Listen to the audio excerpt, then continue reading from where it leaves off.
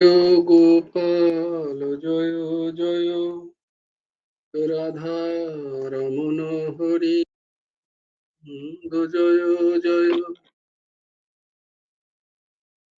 গোবিন্দ জয় জয় গোপাল জয় জয় রাধা রমন হরি গোবিন্দ জয় জয়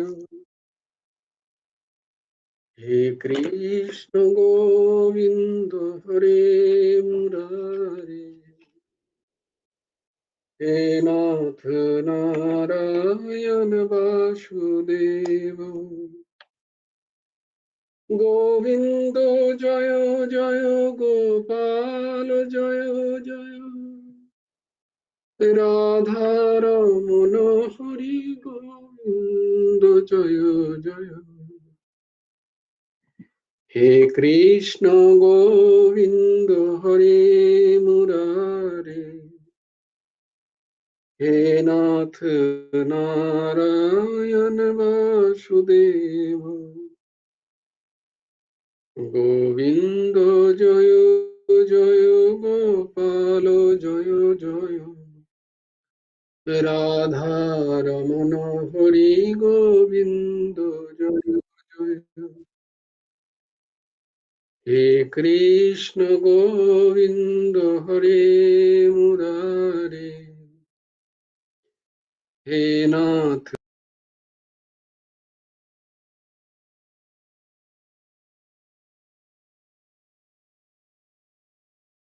গোবিন্দ জয় জয় গোপাল জয় জয়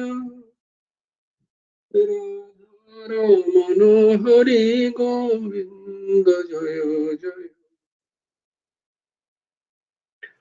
হে কৃষ্ণ গোবিন্দ হরে মুরারি হে নাথ নারায়ণ বাসুদেব রাধে শ্যাম রাধে শ্যাম রাধে শ্যাম রাধে শ্যাম শ্যাম শ্যাম রাধে রাধে শ্যাম শ্যাম রাধে রাধে রাধে কৃষ্ণ রাধে কৃষ্ণ কৃষ্ণ কৃষ্ণ রাধে রাধে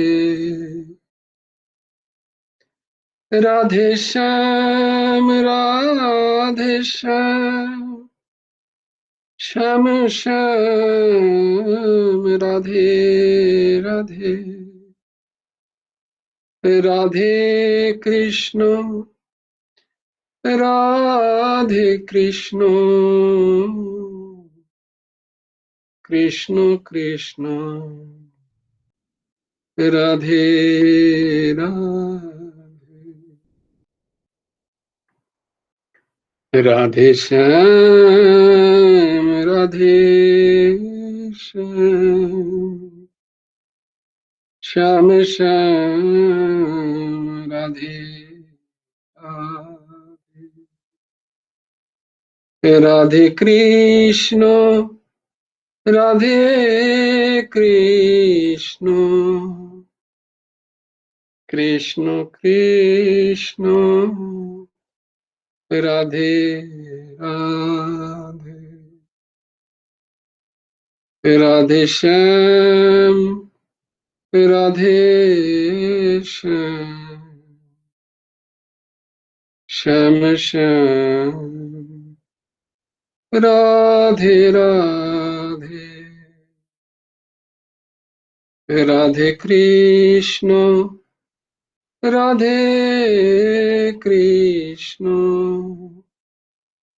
কৃষ্ণ কৃষ্ণ রাধে রাধে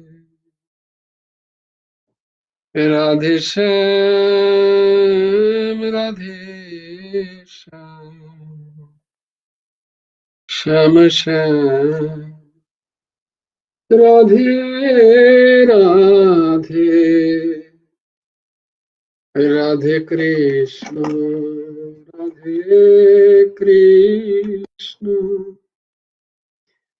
कृष्ण कृष्ण राधे राधे।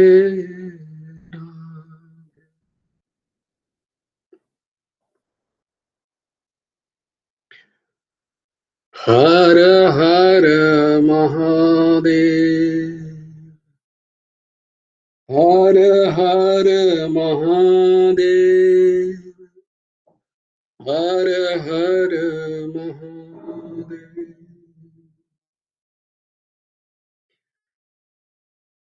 ॐ सच्चिदानंद रूपाय कृष्णाय क्लिष्टकर्मणे नमो वेदांत विद्याय गुरवे बुद्धिसाक्षिणे श्रीकृष्ण चैतन्यं भगवन्तं कृपार्णवं प्रेम भक्ति वितारणाथं गौरेशवततारय मूकं करोति वाचालं पङ्गुं लङ्घयते गिरिं यत्कृपातमहं वन्दे परमानन्दमाधवम् नमो नलिननेत्राय वेणुवद्दविनोदिने राधाधरो सुधापानो शालिने मनोहरिणे वरहापीडं नटवरवपुः कर्णयो कर्णिकारम् बिभ्रद्वासो कनककपिशं वैजयन्तीं च मालाम् रन्ध्राणमेणोऽधरसुधया पुरयन् गोपवृन्दे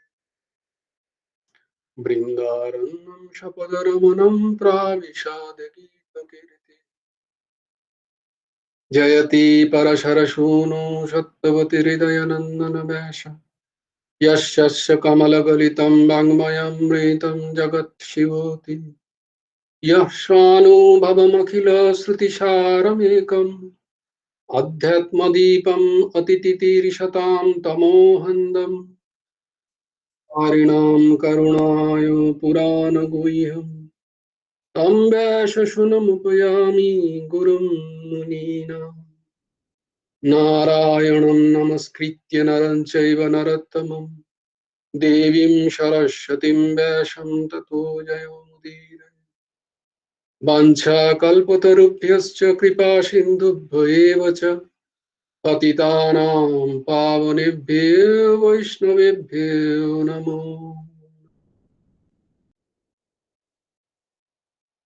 जय श्री राधे जय जय श्री सीताराम हर हर महादेव हर हर महादेव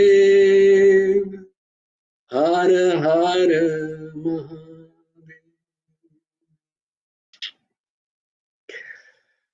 সবাই বলেছে তো তিনবার হর হর মহাদেব। কর্পূর গৌরম করুণাবতারম।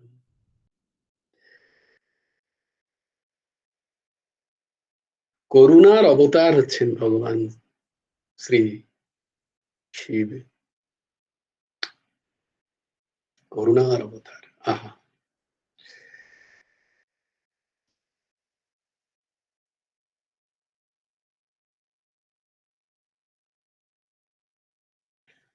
তো দিদি তো বললো যে ভাই কিছু বলো।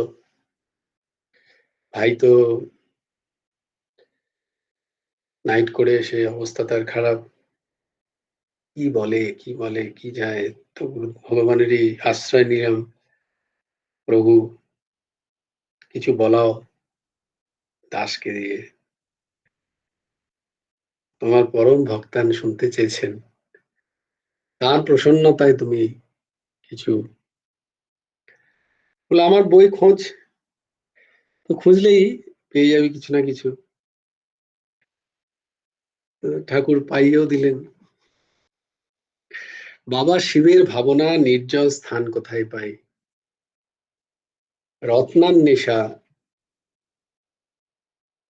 গুরু ভগবানের রচিত। আমরা আর কোথায় যাই বলো না? আমাদের আর কোথায় গতি আছে? আমাদের ঠাকুর এক জায়গাতেই। তার কাছেই সব স্মরণ। তিনি আর্তত্রাতা, আর শিব ভগবান আর্তত্রাতা। বলে শাস্ত্রে, আচ্ছা আজকে না, তারপরে প্রথমে ভাব এলো যে আজকে তোমাদের বলি যে আজকে ক্লাস 11টা থেকে 12টা হবে। তো বলো হঠাৎ করে যদি বলি আবার কে কি করবে না করবে, কারণ হচ্ছে আজকে শিবরাত্রি না, শিবরাত্রি তো পড়ে গেছে 6টা থেকে, তো আজকে শিবরাত্রি মানানো হবে। শিবরাত্রিতে রাত্রি জাগার, রাত্রি জাগরণের বিধি আছে। কতগুলো রাত্রি জাগরণের বিধি আছে, তার মধ্যে শিবরাত্রিতে রাত্রি জাগরণ করা উচিত। উচিত। তোমরা যদি এই দাসকে বলো না, এই দাস এক্ষুনি ঘুম পারলে আবার ঘুমিয়ে যাবো। তো তো ভাবলাম যদি তোমাদেরকে সঙ্গে নিয়ে দ্বিপ্রহর পর্যন্ত, রাত্রির দ্বিপ্রহর পর্যন্ত জাগা যায়, বলে দ্বিপ্রহর পর্যন্ত জাগলেও ঠিক আছে। কমসে কম 2টো প্রহর তো জাগো। প্রহর তো জানো তোমরা না, প্রহর হচ্ছে 3 ঘন্টায় একটা প্রহর হয়। সবাই লিখে রাখো, আবার জিজ্ঞেস করবো আমি। তাই জন্য দেখো অষ্টপ্রহর বলে না, অষ্টপ্রহর হরিনাম দেয় অনেকে। আমি তখন ছোটবেলায় বুঝতাম না অষ্টপ্রহর হরিনাম হচ্ছে, খালি বুঝতাম যে মাইকে বাজছে হরিনাম, আমার পড়াশোনা বেগড়াচ্ছে, আমার পড়াশোনায় ব্যাঘাত, এই রে অষ্টপ্রহর হরিনাম লাগিয়েছে। এই তো দশা জীবের ছিল, বুঝতে পেরেছো? ব্যাস, হয়ে গেল পড়াশোনার, মাইকে অষ্টপ্রহর হরিনাম হচ্ছে, হরে কৃষ্ণ হরে কৃষ্ণ। তো অষ্টপ্রহর কি কে জানে, কেউ বলেনি তখন। তো প্রহর মানে হচ্ছে 3 ঘন্টা। একটা দিবা, দিবা 4টে প্রহর, আর হচ্ছে রাত্রি 4 প্রহর। এই রাত্রি 4 প্রহর শুরু হয় 6টা থেকে। 6টা থেকে 6টা পর্যন্ত একটা প্রহর, সকাল 6টা থেকে সন্ধে 6টা, আর সন্ধে 6টা থেকে আবার পরের দিন সকাল 6টা। এটা হচ্ছে প্রহর, এটাকে সনাতন পরম্পরায় 24 ঘন্টা মানা হয়। তো এই সন্ধেবেলার, শিবরাত্রিতে এই সন্ধেবেলার প্রহর, প্রহরে 4টে প্রহর জাগার নিয়ম, জাগলে ভালো। কিছু না কিছু কারণে যদি জেগে থাকা যায় ঠিক আছে, বললে না হলেও যারা খুব নিদ্রার প্রতি খুব আসক্ত, পিনাকি মুখার্জির মতো অধম ব্যক্তিগণের জন্য বলছেন যে কমসে কম 2টো প্রহরও যদি জেগে থাকো, মানে 12টা পর্যন্ত, 6টা থেকে 9টা আর 9টা থেকে 12টা, এটা 2টো প্রহর। বলে দ্বিপ্রহর জেগেও যদি ভগবান শিবের চিন্তন করো বা নাম করো, গুরুমন্ত্র জপ করো, তাহলেও খুব উপকার শিবরাত্রিতে। কারণ একটা কথা আছে যে পহলা প্রহর সব कोई जागे, पहला प्रहर सब कोई जागे, 6 से 9 का प्रहर में सब जागते हैं। पहला प्रहर सब कोई जागे, दूसरा प्रहर में भोगी। 9 से 12 कौन जागते हैं? भोगी लोग।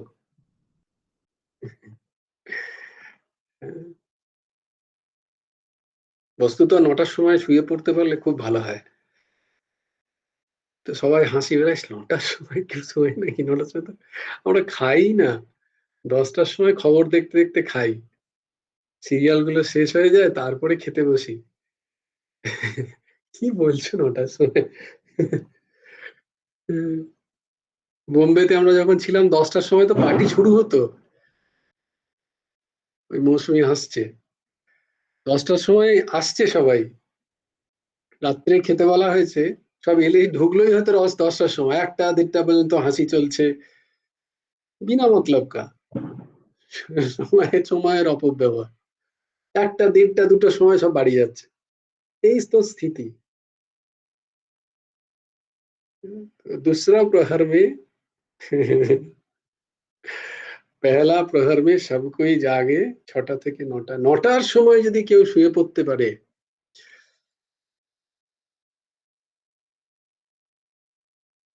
আর ঠিক ৪টের সময় ৪টের আগে যদি উঠতে পারে তাহলে আমি বলছি না, মহাপুরুষরা বলছেন, শাস্ত্র বলছেন যে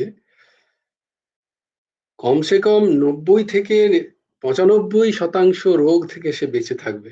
প্রারব্ধের কারণে রোগ যদিও হয় তার সহ্য ক্ষমতা থাকবে। আর যদি ৯টার সময় কেউ শুয়ে পড়ে, এটা এখন এখন চিকিৎসা বিজ্ঞান থেকে শুরু করে সমস্ত বিজ্ঞানও মেনে নিচ্ছে। ইয়েস, ৯টা থেকে ১২টা এই ৩ ঘন্টা শরীর নিজেকে যতটা সারায়, এখন সবাই এটা মেনে নিচ্ছে আস্তে, আস্তে। এটা শাস্ত্রে আমাদের বহুকাল আগে লেখা আছে। বহুকাল আগে লেখা আছে। কে আমার হাত তুলেছে? কিছু বলবে ৯টার সময় শোয়ার ব্যাপারে? হ্যাঁ, বলো। জয়গুরু রাধেশ্যাম। জয়গুরু না, রাধেশ্যাম। ৯টার সময় শোয়ার ব্যাপারে কিছু বলছি না।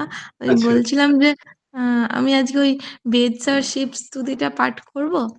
হ্যাঁ, হ্যাঁ, নিশ্চয়ই করবে। আমি তো একজনকে আচ্ছা। ফোন করলাম যে যদি শিব তাণ্ডব শোনাতে পারে আমাদের সুতোর সে তো ফোনই ধরলো না। আমাদের ভাগ্যে নেই আরকি। তো না, আপনি হ্যাঁ, যখন হ্যাঁ, তো বলবেন তখন করব। হ্যাঁ, হ্যাঁ, হ্যাঁ, মা। আপনি আগে বলে নিন। হ্যাঁ, ঠিক তাই আছে। জন্য আজকে সবাই সবাই প্রসাদ পেয়ে বসেছে তো। কে, কে প্রসাদ পেয়ে বসোনি তারা মাঝখানে প্রসাদ পেতে পারো ভিডিও অফ করে।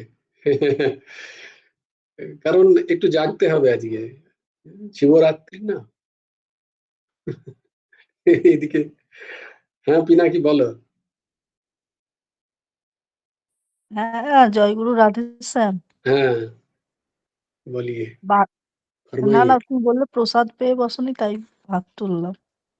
ও আচ্ছা, তাই প্রসাদ পেয়ে, হ্যাঁ জানি তো, তুমি তো 11টার পরে প্রসাদ পাবে, ভালোই হলো। তো দ্বিপ্রহরে জাগতে সুবিধা হবে। কারণ আজকে একটু জাগতে একটুখানি, বেশি নয়। বলে প্রত্যেকদিনই তো তুমি জাগাচ্ছ, আজকে না আর একটু বেশি জাগালে। আজকে একটু জাগা, কারণ আজকে শিবরাত্রি, এই জন্য।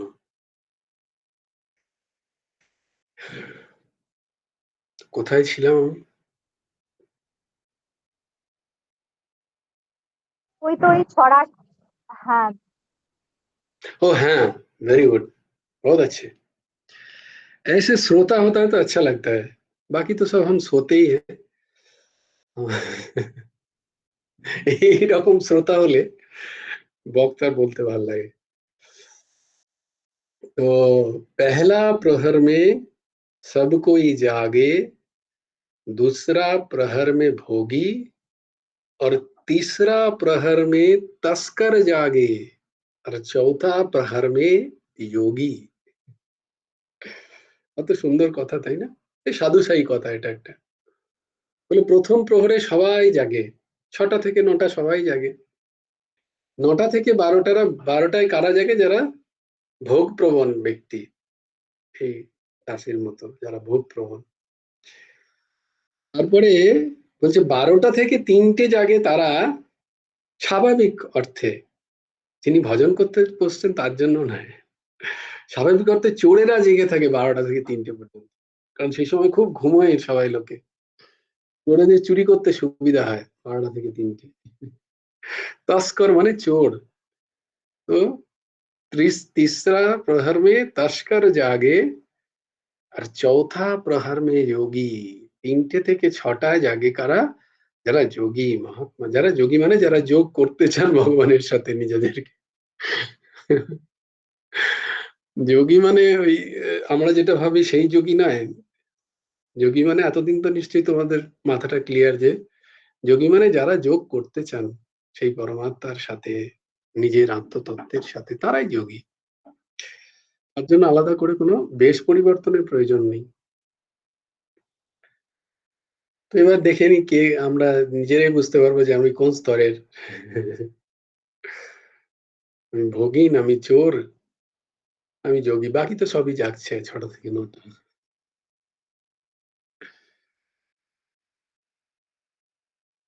তো আজকে যে শিবরাত্রি,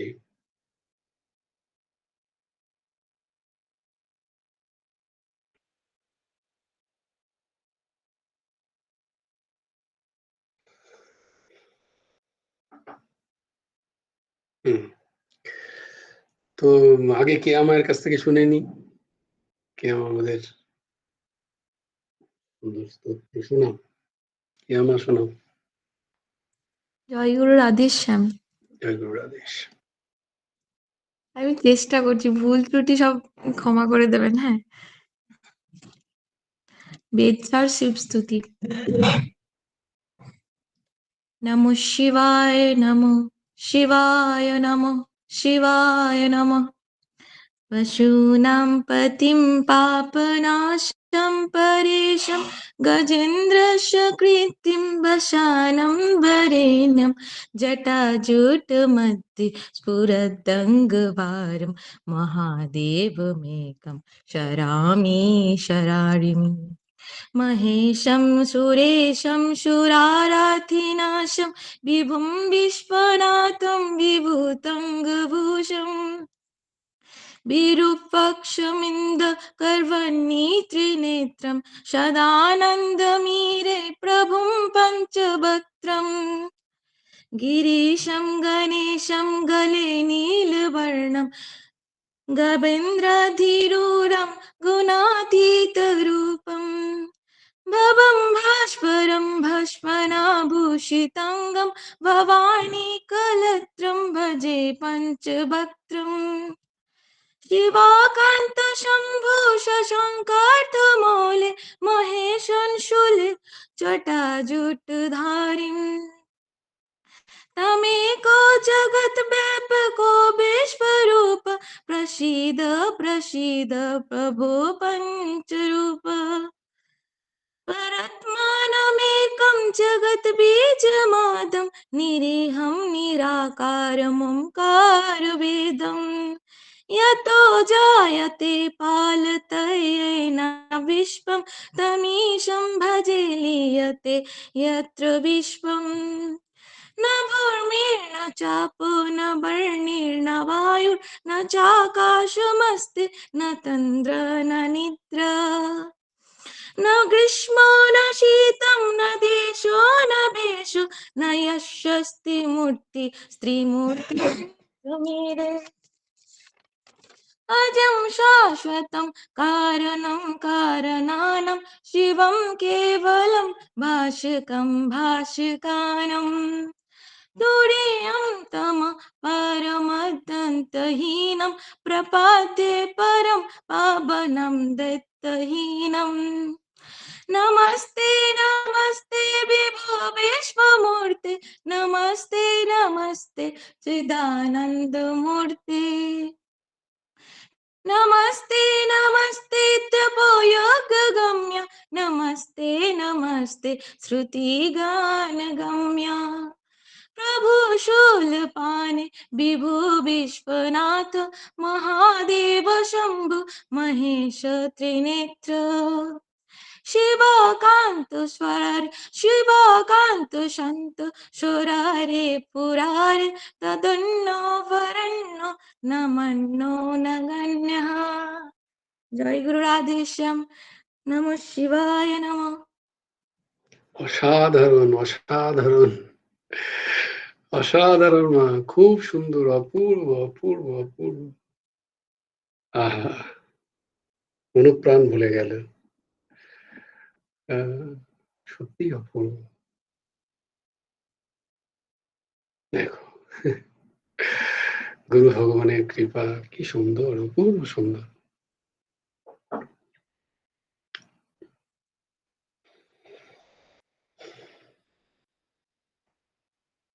এই ভগবান।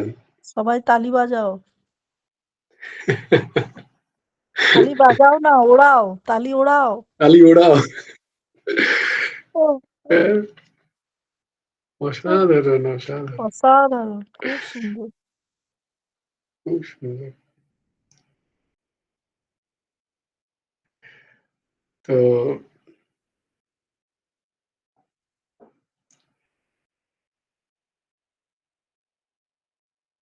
যা আমার প্রভু, আমার আরাধ্য গুরু ভগবানের, গুরুদেবের সব, জয়গুরু রাধেশ্যাম, সবই গুরুদেবের কৃপা। গুরুদেব আজকে আমাকে দিয়ে করিয়ে নিলেন। সে তো বটেই, মা নিশ্চয়ই। হুম। তবুও জয়গুরু রাধেশ্যাম। নিমিত্তকেও আমাদের প্রণাম করা উচিত। বাহ, খুব সুন্দর, অপূর্ব।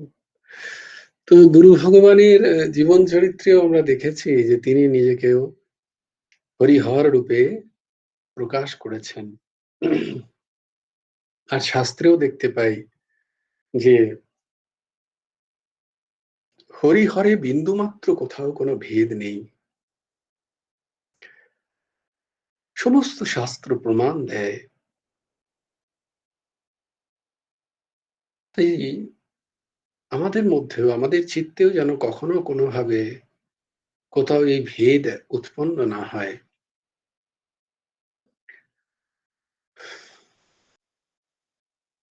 এই ভেদ মহান হানিকর। হরিনামের যে 10 অপরাধ আছে, তার মধ্যে একটি অপরাধ হচ্ছে হরিহরে ভেদ করে যদি কেউ হরিনাম করে, তাহলে তার অপরাধ হয়ে যায়। তাই হরিহরে বিন্দুমাত্র ভেদ নেই, এই বোধ আমাদের মধ্যে থাকা চাই।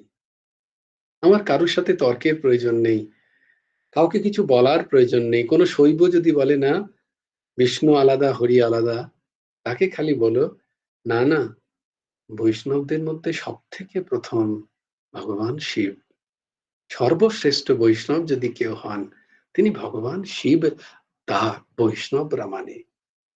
আবার যদি কোনো বৈষ্ণব এরকম বলেন, তাহলে তাকেও বলো যে না না, এটা ঠিক নয়। কারণ 10 নামাপরাধের মধ্যে একটি নামাপরাধ হচ্ছে হরিহরে ভেদ করা। তাই কখনো যেন ভেদ না হয়, মনের চিত্তেতে যেন বিন্দুমাত্র কোনো ভেদ নেই। শিবস্য হৃদয়ং বিষ্ণুঃ, বিষ্ণুস্য হৃদয়ং শিবঃ। শিবস্য হৃদয়ং বিষ্ণুঃ, আর বিষ্ণুস্য হৃদয়ং শিবঃ। ভগবান শিবজির হৃদয় হলো শ্রী বিষ্ণু, আর ভগবান শ্রী বিষ্ণুর হৃদয় হলো শিবজি। ভগবান শিবজির থেকে মহান বৈষ্ণব আর কেউ নেই। তাই ভগবান বলেন, ভগবত তত্ত্ব বলেন যে যে আমাকে ভজন করে সে আমার যত না প্রিয়, যে আমার ভক্তের ভজনা করে, যে আমার ভক্তের উপাসনা করে, যে আমার ভক্তের সেবা করে, সে আমার আরো প্রিয়, অতি প্রিয়, অতি হৃদয়স্থিত। তাই যিনি শিবজির সবার প্রতি সাম্য ভাব নিয়ে, প্রেম ভাব নিয়ে শিবজির উপাসনা করেন, ভগবানের সে অতি প্রিয়। আবার ভগবানের যিনি আরাধনা করেন, নাম করেন, শিবজি তার জন্য তার সবকিছু দিতে তৈরি থাকেন। আহা, নাম করছে, যে শিব শিব করে তার কাছে শিবজি, সে শিবজির কাছে যতটা না প্রিয়, যে রাম রাম করে, যে হরি হরি করে, যে কৃষ্ণ কৃষ্ণ করে, যে রাধেশ্যাম রাধেশ্যাম করে, শিবজির তার কাছে অতি প্রিয়।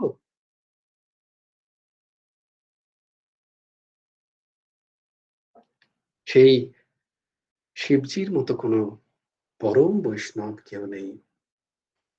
শ্রীমৎ ভাগবতের 12 স্কন্ধে, শ্রীমৎ ভাগবতে 12 নম্বর যে স্কন্ধ, অন্তিম স্কন্ধের একটি শ্লোক আছে, খুব সম্ভবত অন্তিম শ্লোক, নিম্নগানাম যথা গঙ্গা। শ্লোকটা বলে নিয়ে তারপর ব্যাখ্যা বলছি।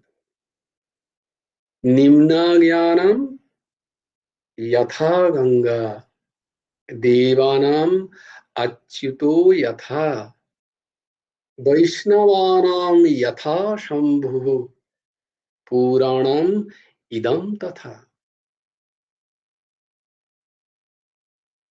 নিম্নগানাম যথা গঙ্গা বলে নদীর মধ্যে জল স্বভাবতই নিম্নগামী না, তাই নদীর মধ্যে সর্বশ্রেষ্ঠ হচ্ছে মা গঙ্গা। দেবানাম, দেব দেব, দেবতাদেরও দেব, দেবতাদেরও আরাধ্য যিনি, দেব দেব। কি আছে জানো?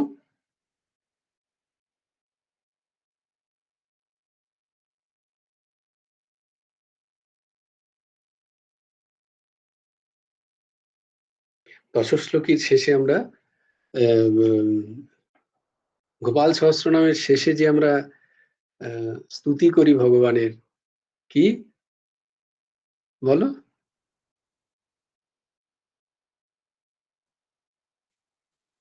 বলো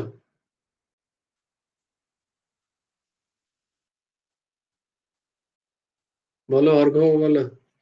হে গোপাল হে পরম হে ভুবনৈক বন্ধু হে কৃষ্ণ হে যদুপতে হে করুণায়ক সিন্ধু শ্রীমন্মুকুন্দ যদুনন্দন দেব দেব রক্ষক সমান সুকরুণাদ্র শ্রীমন্মুকুন্দ যদুনন্দন দেব দেব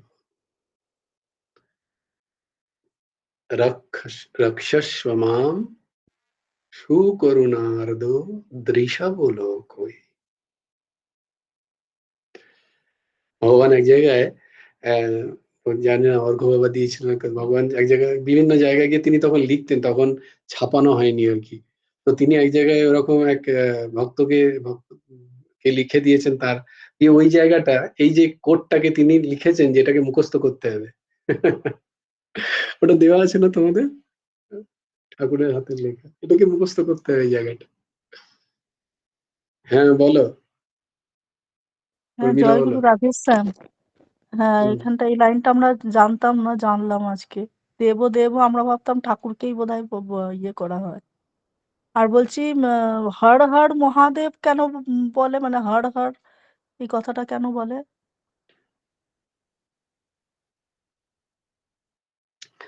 হর হর মহাদেব, হর হর মহাদেবের অনেক ব্যাখ্যা আছে, শুধু একটাই নয়। তুমি সোজা ব্যাখ্যা হচ্ছে, হে মহাদেব তুমি হরণ করো, হর হর, তুমি ভবরোগ হরণ করো, তুমি অজ্ঞান হরণ করো, তুমি অবিদ্যা হরণ করো, হে মহাদেব, হর হর মহাদেব। আবার হর হর মানে হচ্ছে, হর হর মানে হরিকেও বোঝানো হয়, কি মহাদেব এবং হরি এক, তাই হর হর মহাদেব।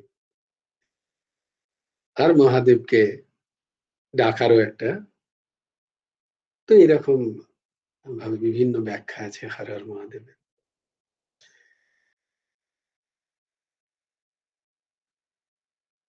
তো দ্বাদশ স্কন্ধের অন্তিম যে অধ্যায়, সেই অন্তিম অধ্যায়ে এই শ্লোকটা আছে, নিম্ন গানাম যথা গঙ্গা দেবানাম অচ্যুত যথা। এই দেবের মধ্যে অচ্যুত ভগবান শ্রী হরি সর্বোৎকৃষ্ট। আর কি? বৈষ্ণবানাম যথা শম্ভু, বৈষ্ণবদের মধ্যে সর্বশ্রেষ্ঠ হচ্ছেন ভগবান শ্রী শিবজি, বৈষ্ণবদের মধ্যে সর্বশ্রেষ্ঠ। আর পুরাণাম ইদম তথা, পুরাণাম হচ্ছে পুরাণের মধ্যে শ্রীমদ্ ভাগবত শ্রেষ্ঠ।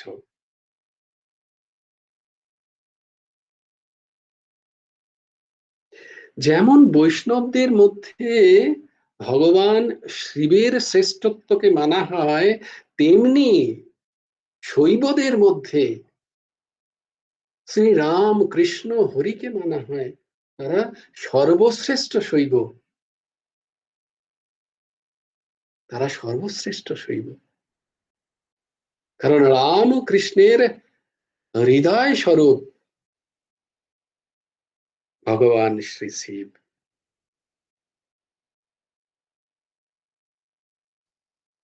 কারণ দেখো, যেখানে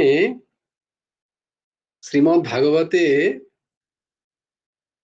সতীর কথার আলোচনা হচ্ছে, সেখানে শ্রী রামচন্দ্রের পরীক্ষা নিতে যাচ্ছেন মা সতী কৈলাস থেকে, যে আপনি বলেছেন যে পরমাত্মা পরব্রহ্ম তিনি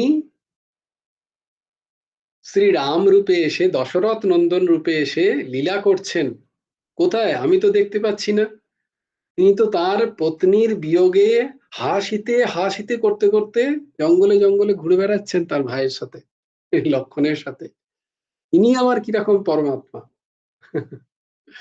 শিবজিকে জিজ্ঞেস করলেন, শিবজি বললেন, ওগো শুনছো তুমি, আমার কথায় অবিশ্বাস করো না। এই অবিশ্বাসটা হচ্ছে ঘোর অপরাধ। আর যখন আমি বলছি, তোমার কি আমার প্রতি বিশ্বাস হারিয়ে গেল? আমি কি তত্ত্ব তুমি তো সব থেকে ভালো জানো। এরকম ভাবে শিবজি বোঝাচ্ছেন মাতা সীতাকে, পার্বতীকে, এই মাতা পার্বতীকে, সতীকে বোঝাচ্ছেন। সতী বলছেন যে তবুও একটা সন্দেহ রয়ে গেল। স্বাভাবিকভাবে জীবের এই সন্দেহ খুব কঠিন জিনিস। তারা এক কথায় বিশ্বাস করতে চায় না। তারা বুদ্ধি লাগাতে চায় খুব।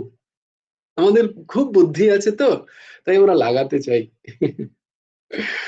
আমরা ভাবি যে আমাদের বিচারকে শ্রেষ্ঠ, আমরা ফট করে কেন মানবো? যদিও যদ্যপি তত্ত্ব জানেন ভগবান, মাতা পার্বতীর থেকে, সতীর থেকে শিব তত্ত্ব আর কেউ বেশি জানেন না। তথাপি তাকে বিশ্বাস হচ্ছে না। অবিশ্বাস এমন একটা জিনিস। তো তিনি কি করলেন? পরীক্ষা নিতে গেলেন। বললেন, আমি একটু পরীক্ষা না নিয়ে আমি পারছি না বিশ্বাস করতে তোমার কথা। তিনি পরীক্ষা নিতে গিয়ে কি করলেন না, শ্রীরামচন্দ্র এবং শেষনাগ অবতার শ্রী লক্ষণ দুজনে মিলে ঘুরে বেড়াচ্ছেন জঙ্গলে জঙ্গলে, হাসিতে বলতে ক্রন্দন করে করে ঘুরে বেড়াচ্ছেন। তখন মা সতী মা সীতার রূপ ধারণ করে তাদের সামনে এলেন। যেই সামনে এলেন, শ্রী রামচন্দ্র আর শ্রী লক্ষণজি সেখান থেকে মুখ ফিরিয়ে চলে গেলেন। আবার যেদিকে মুখ ফিরেছেন সেই দিকে এলেন মা সীতার, এই তো আমি, বলে আবার সেদিকে মুখ ফিরিয়ে চলে গেলেন শ্রী রামচন্দ্র।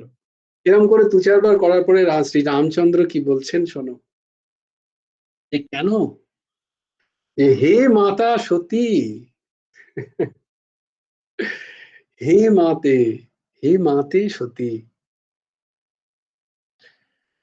আপনি এই ঘোর দণ্ডকারণ্যের জঙ্গলে একা কেন পরিভ্রমণ করছেন? সঙ্গে পিতা মহাদেব কোথায়? এই বাক্য প্রয়োগ করছেন শ্রী রামচন্দ্র। দেখো, ভগবান শিবকে সেখানে তিনি পিতার দরজা দিচ্ছেন, এখানে পরব্রহ্মের ঐশ্বর্য প্রকাশ করছেন তিনি। কারণ তিনি চিনে গেছেন যে না, তুমি সীতা নও, আমি চিনে গেছি। আমি পরব্রহ্ম পরমাত্মা, আমি তোমাকে চিনে গেছি মা গো।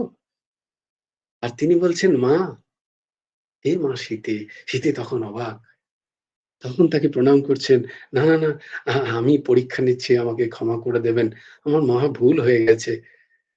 বলে না না, আপনি কোনো অসুবিধা নেই, আপনি ফিরে যান কৈলাসে, এরকম একা একা যাবেন না কোথাও। মা সতী মা এসে শিবজির পাশে বসেছেন, বলে কোথায় গেছিলে গো? বলছে না, একটু ঘুরতে গেছিলাম, এই এলাম, খুব খাটাখাটনি হয়ে গেল। দেখো, মিথ্যে কোথা থেকে আসে? ভয় থেকে। মিথ্যা আসেই আমাদের ভয় থেকে, অসৎ আচরণ থেকে। শিবজি ধ্যান লাগালেন, ধ্যান লাগিয়ে বুঝতে পারলেন যে মা আমার কথা না শুনে পরব্রহ্ম পরমাত্মা শ্রীরামের পরীক্ষা নিতে গেছিলেন, এবং সেখানে শ্রীরাম সতীকে মাতা রূপে মাতা রূপে তাকে সম্বোধন করেছেন। তাই যে আমার ইষ্ট, শিবজি ভাবছেন, যিনি আমার ইষ্ট, যার চিন্তন যার ধ্যানে আমি মগ্ন থাকি, যার নাম আমার রোম কূপ দিয়ে সমস্ত সময় বহির্গত হচ্ছে, সেই পরমাত্মা পরব্রহ্ম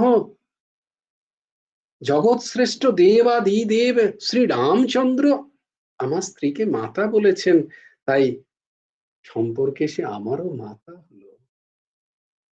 আর মাতার সাথে সহধর্মিণীর আচরণ হয় না। তৎক্ষণাৎ মন থেকে ত্যাগ করলেন সতীমাকে, পত্নী রূপে ত্যাগ করলেন মন থেকে, মানসিক ভাবে তাকে ত্যাগ করলেন। মাতার দরজা পেয়েছেন তুমি, তুমি আর আমার পত্নী হওয়ার যোগ্য নও।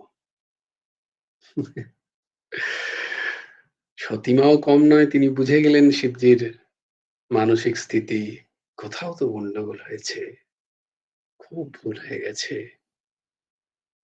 তারপর থেকে আর তিনি আর সেই পত্নীর দরজা যেন আর পাচ্ছেন না, সহধর্মিণীর আর পাচ্ছেন না, তাকে সম্মান দিচ্ছেন শিবজি। তিনি সেই যন্ত্রণা সহ্য না করতে পেরে, নাকি তারপরের ঘটনা তো তোমরা নিশ্চয়ই জানো, এসব পুরাণের কথা আমাদের জানা দরকার। তিনি তার পিতার যজ্ঞে যাচ্ছেন, দক্ষ যজ্ঞ, দক্ষ হচ্ছেন তার পিতা। সেই দক্ষ যজ্ঞে গিয়ে তিনি তার দেহকে আহুতি দিলেন। সেখানে শিবজির অপমান দেখে, তার স্বামীর অপমান দেখে সেখানে আহুতি দিলেন। তারপরে তো দক্ষ যজ্ঞ ভঙ্গ হলো, শিবজি সেটা ভঙ্গ করলেন। তারপরে তার প্রলয়, সতী ওই এবার তারপরে মা সতীকে অতক্ষণ অত বছর, প্রায় বলে নাকি জানি না কত 40,000 বছর না 20,000 বছর এরকম, তাকে 10,000 বছর তপস্যা করতে হয়েছিল, দিয়ে আবার ওই মেনকা হয়ে পার্বতী হয়ে জন্ম, আবার তার বিবাহ, সেই বিবাহ, সেই বিবাহের দিন শিবরাত্রি।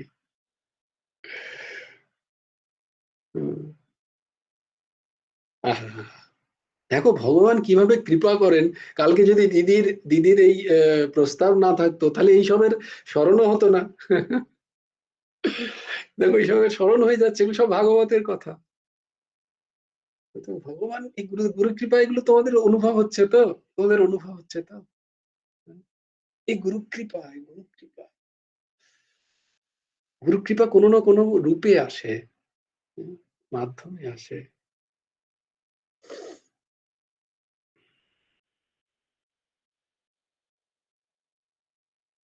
তেমনি শৈবদের মধ্যেও সবচেয়ে বড় শৈব হচ্ছেন শ্রীরামচন্দ্র, শ্রীকৃষ্ণচন্দ্র। অত বড় শৈব না ভূত না ভবিষ্যতি, অত শিবপ্রিয় আর কেউ নন।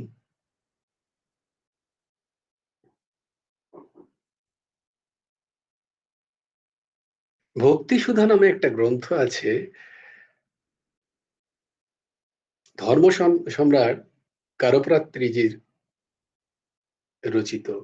ভক্তি সুধা নামে আরেকটা গ্রন্থ আছে বৈষ্ণব পরম্পরায়, রূপ গোস্বামীর, সেইটা নয়, আরেকটা ভক্তি সুধা গ্রন্থ আছে ধর্ম সম্রাট কারপ্রাত্রিজি মহারাজের। তিনি সেখানে একটা অদ্ভুত ভাব ব্যক্ত করছেন যে যদ্যপি হরিহর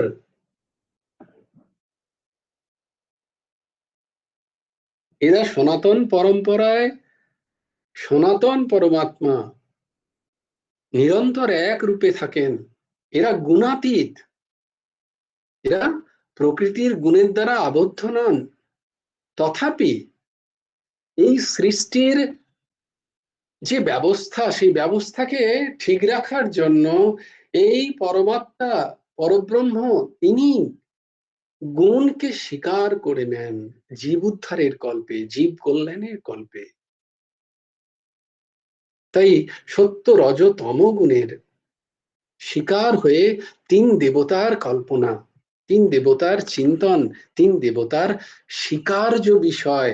তমগুণকে স্বীকার করলেন ভগবান শিব, রজগুণকে স্বীকার করলেন ভগবান ব্রহ্মা আর সত্যগুণকে স্বীকার করলেন হরি, ভগবান শ্রী হরি।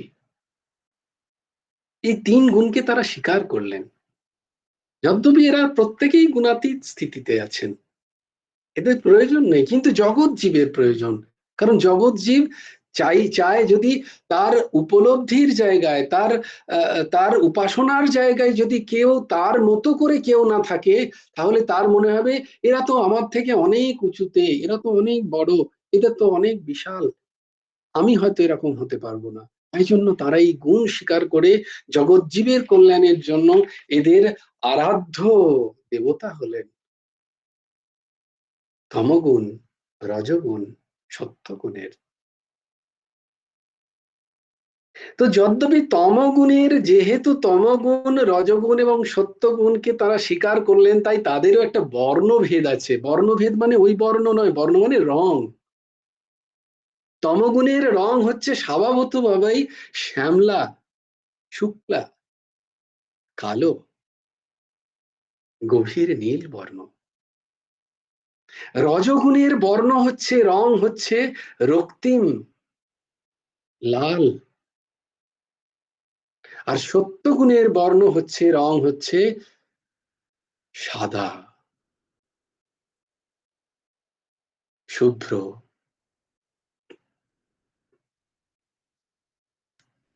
বলে ব্যাপারটা তো এরকম হলো। তাহলে ভগবান শ্রীহরির দ্যোতক যে বর্ণ, দ্যোতক যে রং, সেটা হলো শুভ্র, সেটা হলো সাদা। ব্রহ্মার যে রং, সেটা হলো রক্তিম, লাল। আর শিবজির, যিনি তামসকে ধারণ করলেন, যিনি সংহারের দেবতা হলেন,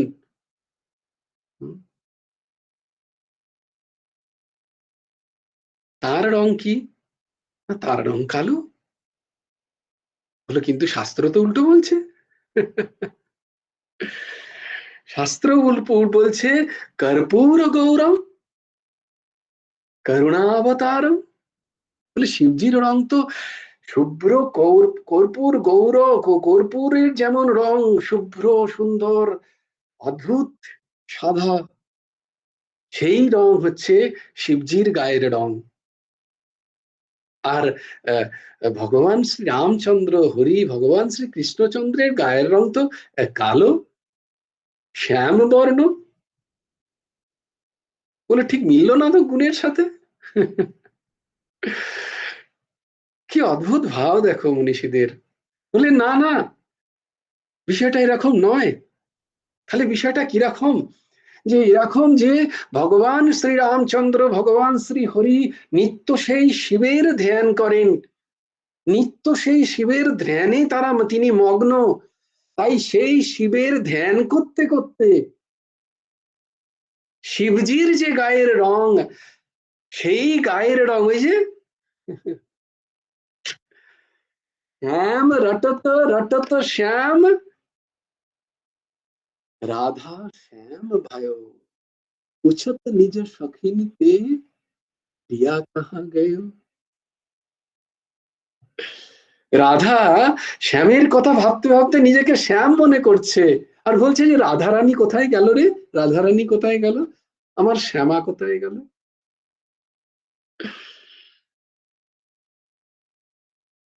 শ্যাম স বলে, শ্যাম স বলে, শ্যাম স বলে রক্ষমান।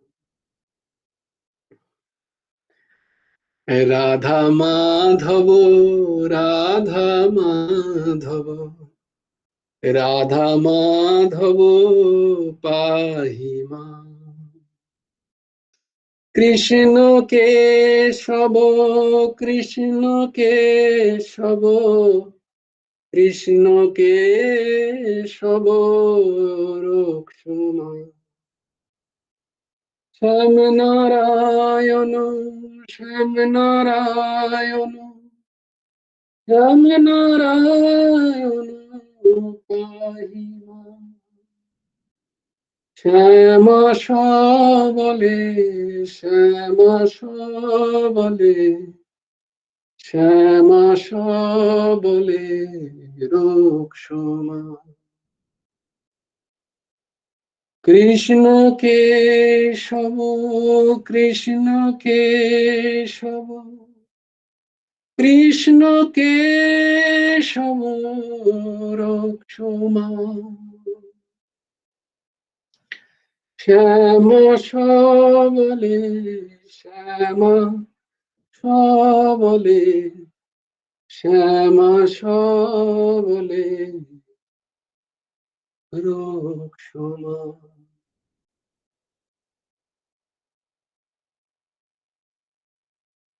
তো ভগবান শ্রী হরি নিত্য ধ্যান করেন হরের, তাই হরের বর্ণ তার গায়ে চলে এসছে, তার গাত্রে চলে এসছে হরের বর্ণ শ্যাম।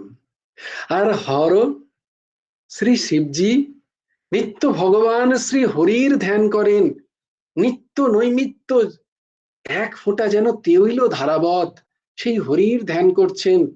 তাই হরির যে শুভ্র বর্ণ, তাই তার গাত্রে চলে এসছে। তাই এটা অমিল নয়, এটা অতি মিল, এটা ধ্যানের পরাকাষ্ঠা, এটা ধ্যানের পরাকাষ্ঠা। ধ্যান করতে করতে সেই যাকে ধ্যান করছি তার মতো হয়ে যাওয়াকেই বলে পরম ধ্যান, মিশে যাওয়া তার সাথে। তাই হর মিশে গেছেন হরির সাথে, আর হরি মিশে গেছেন হরির সাথে। তাই দেখতে পাই আমার প্রভুরও জীবন চরিতে হর হরি সেখানে সমান।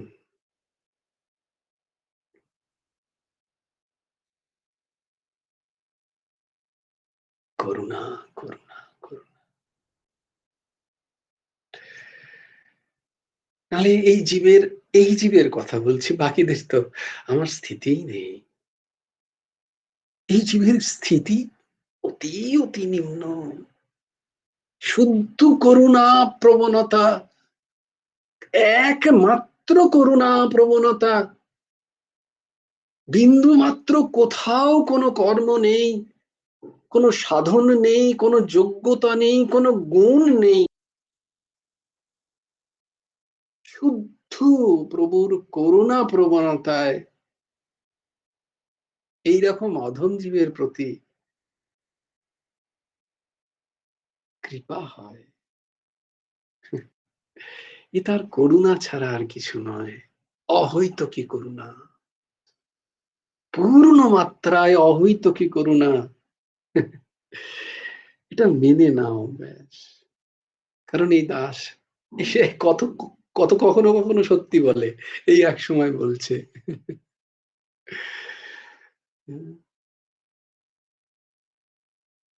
তোমরা যারা আজ সৎসঙ্গ করছো তাদের পায়ের ধুলোযোগ্য এই যার দাস নয়, সম্পূর্ণ করুণা ভগবানের। দীক্ষা নেওয়ার পরেও অদ্ভুত।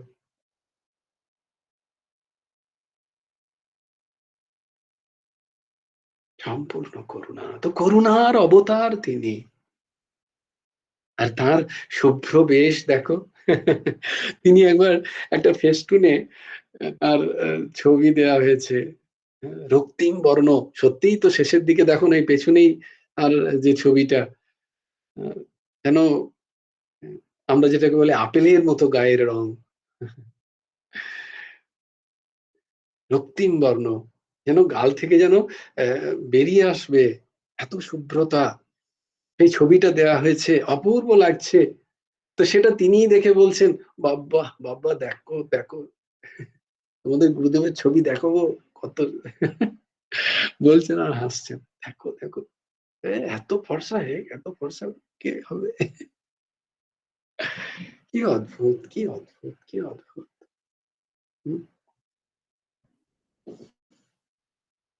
ভগবান শিব সাক্ষাৎ জ্ঞান মূর্তি, ভগবান শিব সাক্ষাৎ বৈরাগ্য মূর্তি, ভগবান শিব সাক্ষাৎ ত্যাগের মূর্তি।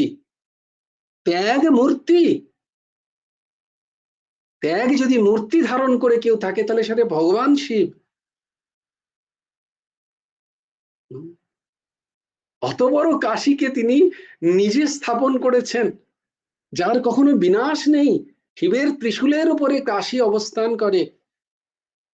পার্বতী মায়ের জন্য কাশীকে স্থাপন করে কিন্তু নিজে বাস করেন না, শ্মশানে মশানে থাকে আর ছাই ভস্য গায়ে মাখে।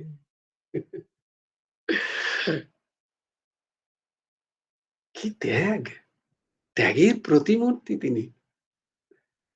পরম জ্ঞানী শিবজি। যত পুরাণ আদি শ্রবণ করি, যত শাস্ত্র আদি শ্রবণ করি, দেখবে সমস্ত শাস্ত্র আদি পুরাণ আদির নির্গত হচ্ছেন শিব মুখ থেকে, শিব পার্বতীর প্রশ্ন উত্তর থেকে। হরিয়ম তৎসৎ শ্রী,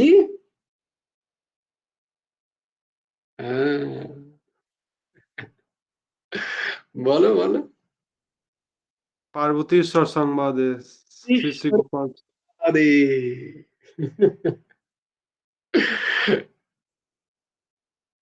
গোপাল সহস্রনাম শ্রবণ করছো কি কেন? না পার্বতীশ্বর সংবাদ হয়েছিল বলে তিনি কৃপা করে প্রকাশ করছেন গোপাল সহস্রনাম। প্রকাশ কার দ্বারা হচ্ছে? ভগবান শিবের দ্বারা। রামচরিত মানুষের প্রথমেই তুলসীদাসজি স্বীকার করে নিচ্ছেন শিবজির কথা, যে তাঁর কৃপাতেই, হে প্রভু কৃপা করো, তোমার কৃপার বলেই সম্ভব হবে আমি রামচরিত গাইতে পারবো। তিনি স্বীকার করে নিচ্ছেন প্রথমে। তাই শিবজি হচ্ছেন সাক্ষাৎ জ্ঞান মূর্তি। সেই শিবজি বৈরাগ্যের মূর্তি। কলকল ধারণ করে আছেন, বস্ত্র ধারণ করেননি, গাত্রে শুধুমাত্র ছাই ভস্য মেখে আছেন। কি বৈরাগ্য! সব সংসারও আছে, এই জন্য বলে যে সংসারীদের বৈরাগ্য করতে নেই। শিবের মতো এত ভালো সংসার বোধহয় আর কোথাও নেই। শিব সংসারের মতো সংসার আর কোথাও নেই। দেখে নাও কি অদ্ভুত মিলন। একই সাথে বাঘও আছে, একই সাথে গোমাতাও আছে, একই সাথে ময়ূরও আছে আর তার খাদ্য সর্পও আছে, একই সাথে সর্পও আছে তার খাদ্য মূষকও আছে। কি অদ্ভুত সংসার! শিব পার্বতীর সংসার দেখো, কি অদ্ভুত মিলন, কি অদ্ভুত সাম্যতা। ইকুয়ালিটি কাকে বলে সেটা যদি দেখতে হয় তাহলে শিব পার্বতীর সংসার দেখো। একে অপরকে হানি করতে পারে কিন্তু না, কেউ কাউকে হানি করছেন না, সবাই সাম্য অবস্থায় কি সুন্দর বিরাজ করছেন সেখানে। বলে বৈরাগ্য বলে নাকি সেটা সংসারীদের করতে নেই, বৈরাগ্যের কথা শুনতে নেই। সব থেকে যদি সংসার সুন্দর করতে হয় তাহলে বৈরাগ্যকেই ধারণ করতে হয়। একজন ঠিক ঠিক বৈরাগী একজন সুন্দর সংসারী হতে পারে। আর দেখো শিবের সংসারে শিব বলতে সবাই অজ্ঞান। বাবা শিবের থেকে তারা আর কাউকে ভালোবাসে না। মাতা পার্বতী দেখো এত কষ্ট করে, সবাই বলছে কি দরকার, ছেড়ে দাও। সপ্তমৌরি ঋষি এসে মাতা পার্বতীর সতীর ওই তপস্যা দেখে তারা বলছেন যে এই তপস্যাকে ভাঙাও কোনোভাবে। সবাই এসে বলছে মা পার্বতী তুমি এই কঠিন তপস্যা করো না, ছেড়ে দাও, আমি এক্ষুনি হরিকে বলছি, হরি তোমার তোমার পানি গ্রহণ করে নেবেন। বলছে না, হরি তো শ্রেষ্ঠ অবশ্যই, কিন্তু আমি যে একজনকেই বরণ করেছি, আমি তাকেই চাই। বলেও পাবে না, ওকে পাবে না। ও তো কামকে ভস্মীভূত করে এখন ঘুরে বেড়াচ্ছেন, কামকেই ভস্মীভূত করেছেন, সে তোমাকে কি করে পত্নী রূপে গ্রহণ করবে?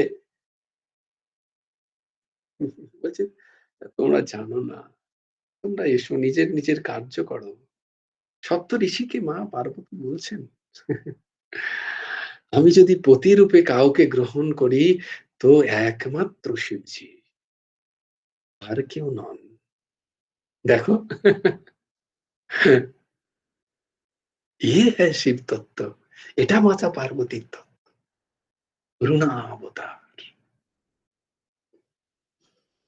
করুণা অবতার, আমার প্রভু করুণা অবতার।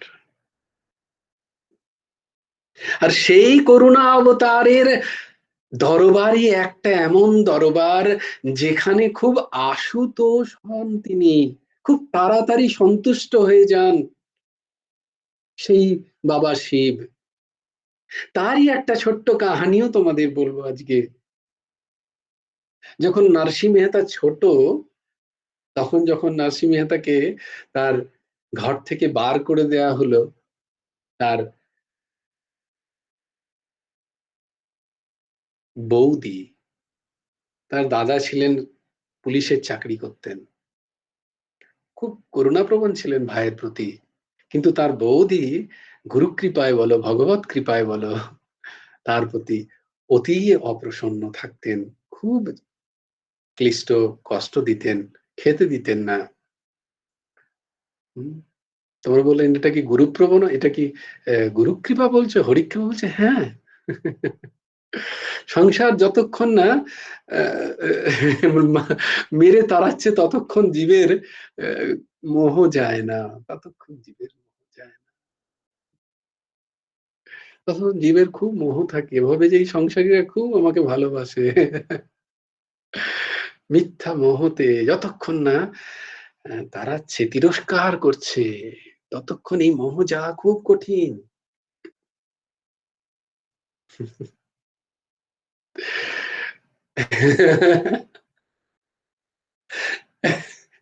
একজন ওকে বললো যে কি ব্যাপার, ঘরে কি হচ্ছে?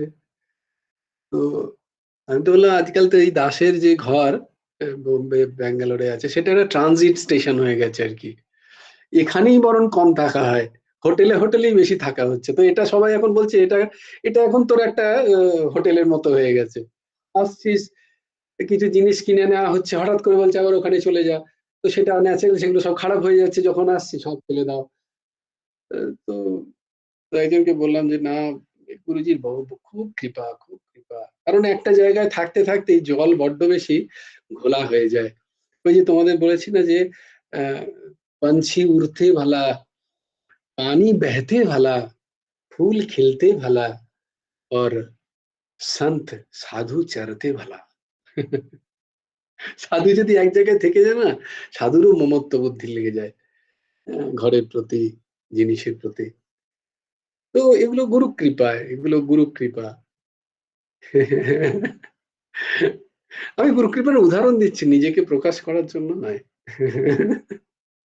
এটা অদ্ভুত নয়? অদ্ভুত বলো, 2 BHK ঘর, কিন্তু এই দাসকে শুতে হয় হল হল রুমের একটা ছোট্ট জায়গায়, নিচে একটা বিছানায়।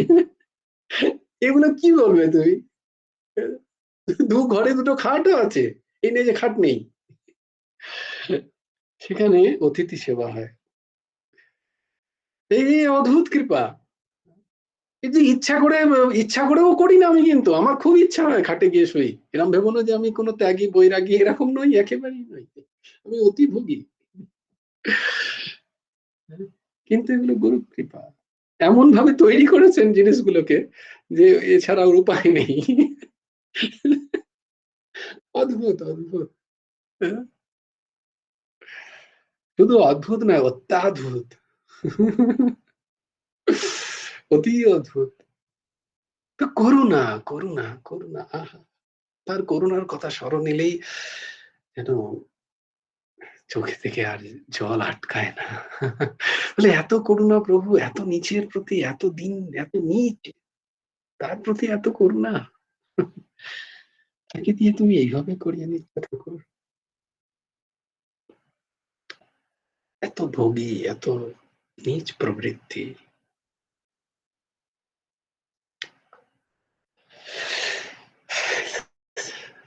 তো সেই নরসিংহ মেহতাকে যখন তিনি প্রচন্ড যন্ত্রণায়, ছোট নরসিংহ মেহতাকে যখন তার বৌদি তাড়িয়ে দিলেন ঘর থেকে, যা বেরিয়ে যা ঘর থেকে, আর আমার মুখ দেখাবি না, নরসিংহ মেহতা কাঁদতে কাঁদতে কাঁদতে কাঁদতে একটি জঙ্গলে প্রবেশ করতে করতে দেখলেন একটি শিবালয়।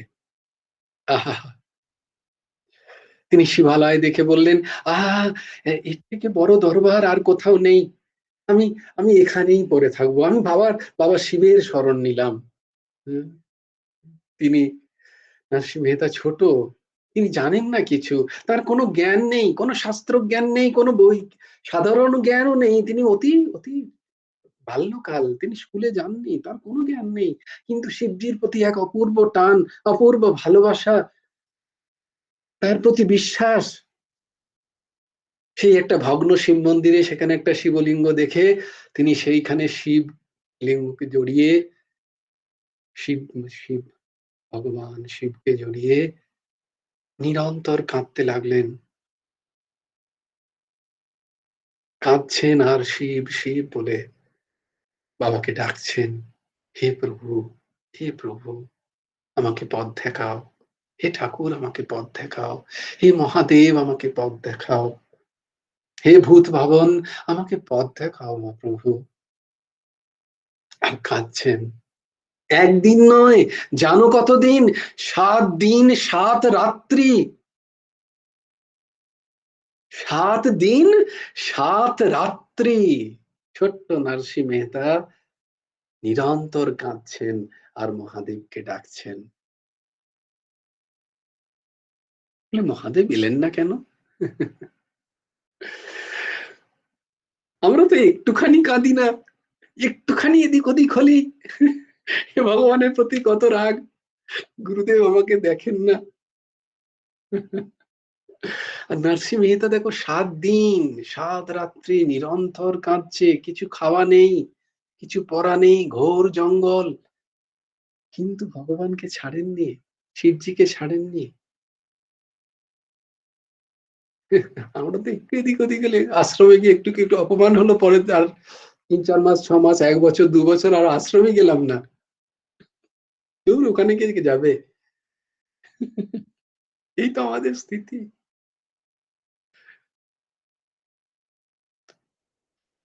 নরসিংহ মেহতা ছোট্ট বালক, তিনি একমাত্র ভগবানের সাহারায় হে শিব, হে শিব, হে বাবা শিব, আর কাঁদছেন যেন ভগবানের অভিষেক হচ্ছে নরসিংহ মেহতার চোখের অশ্রু জলে।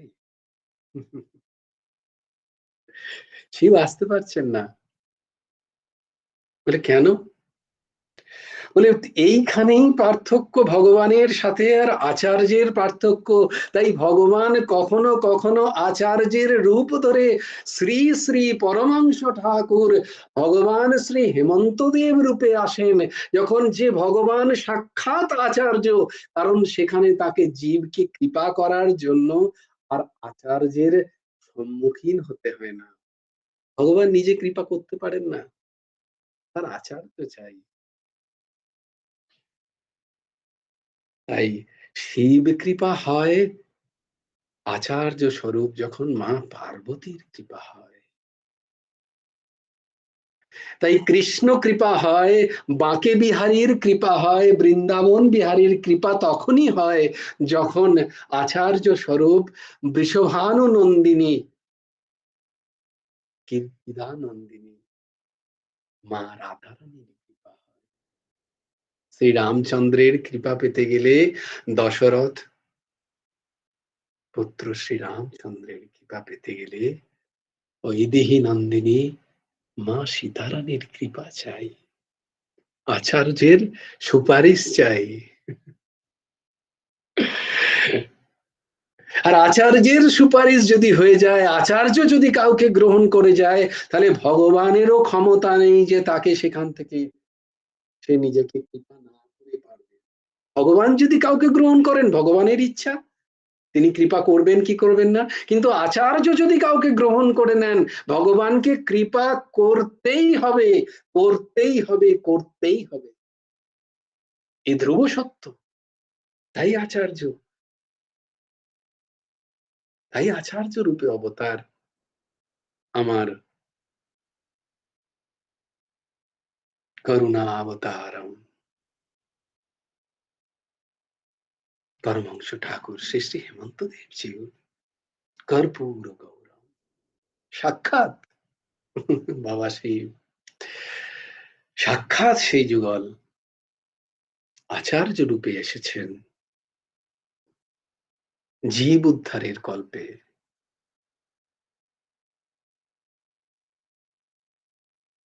তাই মাতা পার্বতী বললেন, ওগো শুনছো,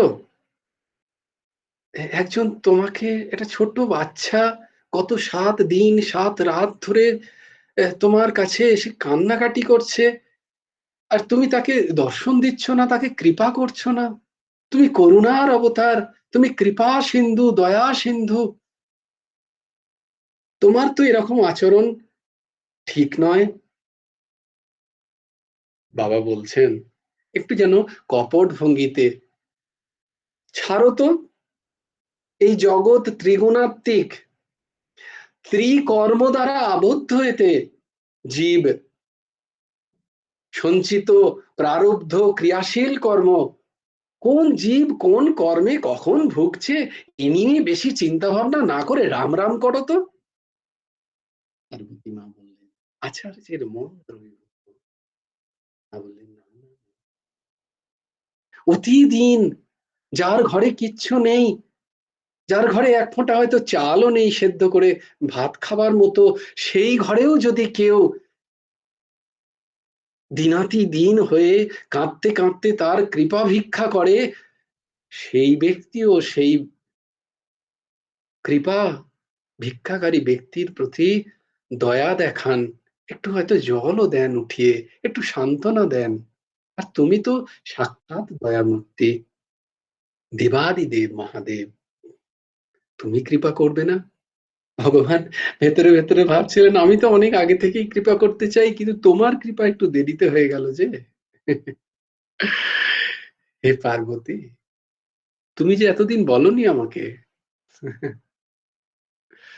পার্বতী মা বললেন, না না, এক্ষুনি দেখা দাও। সাক্ষাৎ ভূত ভাবন ভগবান সেখানে প্রকট হলেন। নরসিংহ মেহতাকে জিজ্ঞেস করলেন, বালক, তোমার কি দুঃখ, তুমি কেন কাঁদছো? আমি আমার প্রতি এই শ্রদ্ধায় প্রসন্ন, তুমি বর মাঙো, তুমি বর চাও। নরসিংহ মেহতা ভগবান শিবকে দেখে আপ্লুত, তার সমস্ত সাংসারিক বৃত্তি উধাও হয়ে গেছে, ক্ষুধা নেই, তৃষ্ণা নেই, ক্লান্তি নেই। ভগবান শিবকে দর্শন করে তার সব সমাপ্ত, তিনি আপ্ত কাম, পূর্ণ কাম হয়ে গেছেন। বলছে, আমার বর চাই না প্রভু, আমি তোমার দর্শন পেয়েছি, বরং নয় আছে। না না, বর চাইতে হবে, কারণ আমার দর্শন অমোঘ। আমার যে দর্শন করেছে সে কিছু না কিছু পাবেই, না পেয়ে যাবে না, এটাকে বলে অমোঘ দর্শন। তাই তোমাকেও পেতেই হবে, তুমি বর চাও তোমার ইচ্ছা মতো। নরসিংহ মেহতা বলছেন, তিনি সত্যিই বালক, বলছেন, আমি বর চাই, আমি চাইতে জানি না প্রভু, আমি চাইতে জানি না। বলে, চাইতে জানে না এরম কেউ হতে পারে না, ছোট ছোট বাচ্চাও চাইতে জানে, চকলেট দাও, আইসক্রিম দাও, একটা টফি কিনে দাও, সবাই চাইতে জানে, তুমি চাইতে জানো না, এরম মিথ্যে কথা বলতে নেই। বলে, না না প্রভু, আমি ওই জানার কথা বলিনি। আমি কোন জানার কথা বলেছি জানো ঠাকুর? আমি আসল জানার কথা বলেছি, আসল জ্ঞানের কথা বলেছি। আসল চাইতে আমরা কেউ জানি না। আমি কি চাইতে কি চেয়ে ফেলবো, হয়তো সেই চাওয়া থেকে আমি যেটা পাবো সেটা আমার অনুকূলে হবে না, বা আমি যা চাইছিলাম হয়তো ঠিক ঠিক সেই চাওয়াটা হবে না। আমি যা চাইবো তুমি তো দিয়ে দেবে, আমি জানি তুমি সর্বসমর্থ, তুমি কল্পতরু সদৃশ্য, আমি যা চাইবো তুমি দিয়ে দেবে, আমার তো সেটা জানা আছে প্রভু। আর তথাকথিত সংসারের বিষয় তো আমি নিশ্চয়ই চাইতে জানি, কিন্তু কোন জিনিসটা চাইলে আমার পরম কল্যাণ হবে, কোন জিনিসটা চাইলে আমার পরম, যা আমার পরম সুহৃদ হবে, যা আমার জন্ম জন্মান্তরের এই মনুষ্য শরীর নেওয়াকে সার্থক করবে, আমি তো সেই চাইতে জানি না প্রভু, সেটা তুমি জানো, কারণ তুমি ত্রিকালদর্শী, তুমি জন্ম জন্মান্তরের দর্শন তোমার কাছে আছে।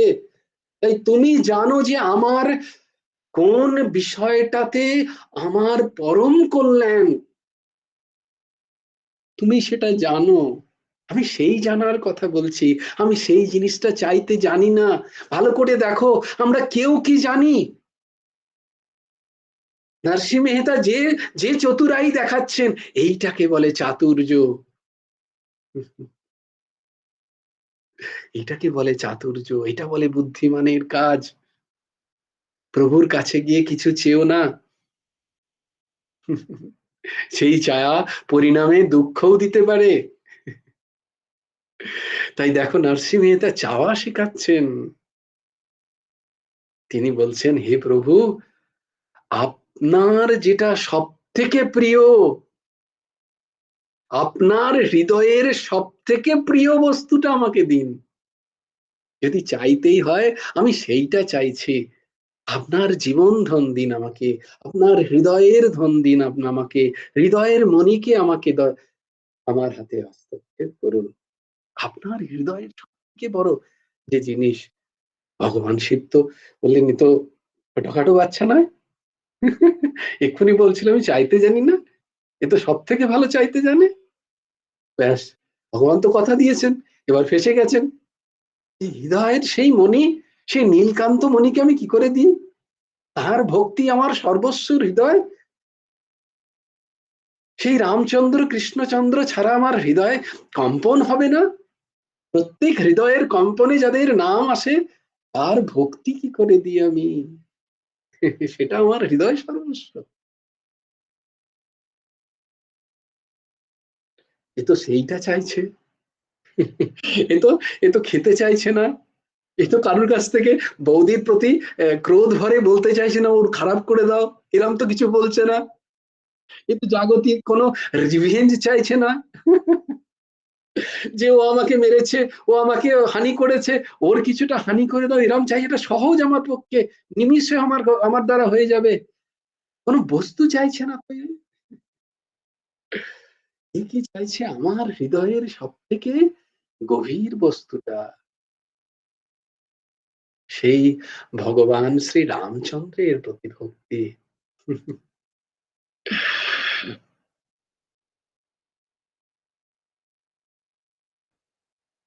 ভগবান বললেন, তথাস্তু। আমি খালি হয়ে গেলেও আমার বাক্য খালি যেন না যায়। তিনি হৃদয়ের বস্তু, ভগবান হরির ভক্তি দিলেন নরসিংহ মেহতাকে। নরসিংহ মেহতা দেখলেন তিনি বৃন্দাবনে দাঁড়িয়ে আছেন। গুজরাতে হচ্ছিল ঘটনা, তিনি নিজেকে আবিষ্কার করলেন তিনি বৃন্দাবনে। আহা, তারপর তো নরসিংহ মেহতার কথা সবাই জানো। তো ভগবান শিব নিজের সর্বশ্রেষ্ঠ বস্তু ধ্যান করে দেন। এইরকম দাতা তিনি, এরকম উদার তিনি।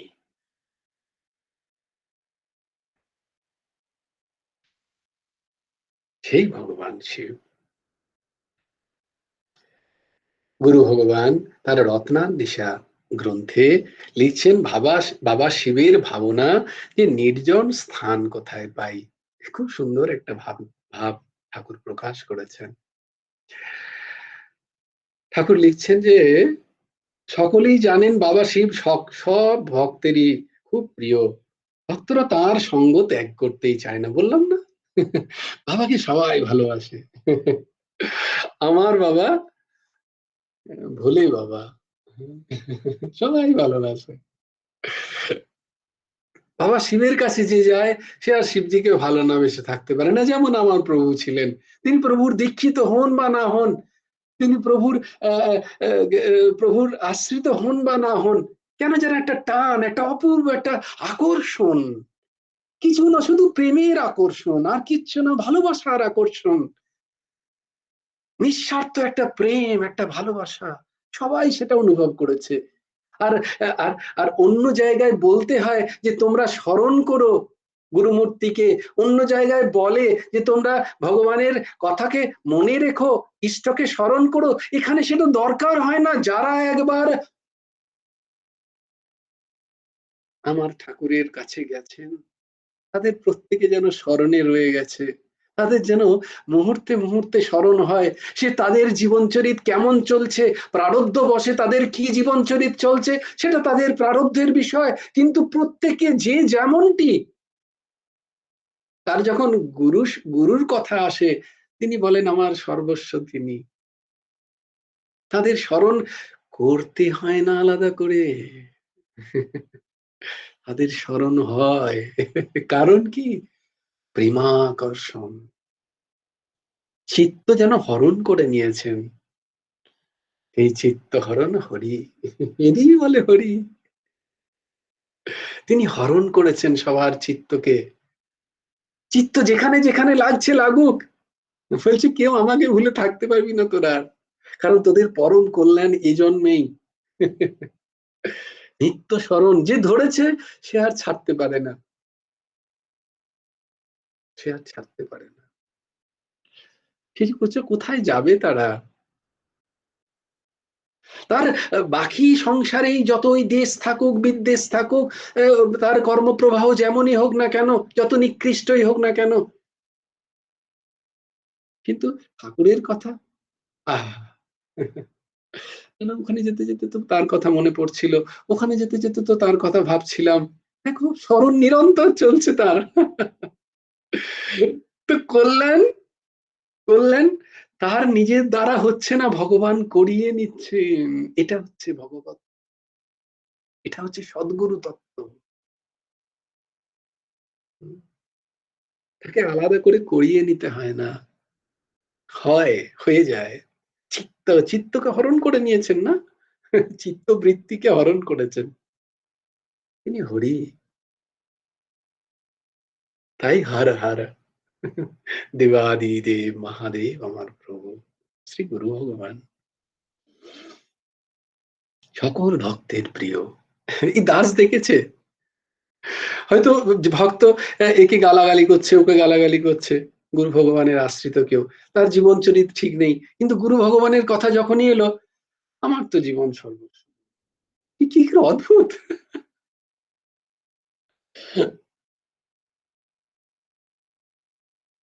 তাই আবিষ্কার করেছে, তাকে তাই বলতে হয়নি তোমরা এত জপ করো, এত সাধনা করো, এত কৃচ্ছ সাধন করো, করতে হয় না, প্রত্যেকের জীবনে অটোমেটিক্যালি হয়ে যাচ্ছে সেই পরম তত্ত্বের স্মরণ, যাকে ভজন বলে। বাকি তো সব করতে হয়, জপাদিকে করতে হয়, আর ভজন হয়। সেই ভজনটা হচ্ছে সবাইকার। এক আমার অতি শ্রদ্ধেয় গুরু ভাই বলেছিলেন, নানা বাবা তুমি তো গোপাল সহস্রনাম পাঠ করছো, এত নাম করছো, কই আমার তো হচ্ছে না। বলেছিলাম তোমার যেটা হচ্ছে সেটা আমার হচ্ছে না, তোমার নিত্য স্মরণ হচ্ছে, সেটাকে বলে ভজন। আমি তো নাম করছি আর তোমার তো ভজন হচ্ছে।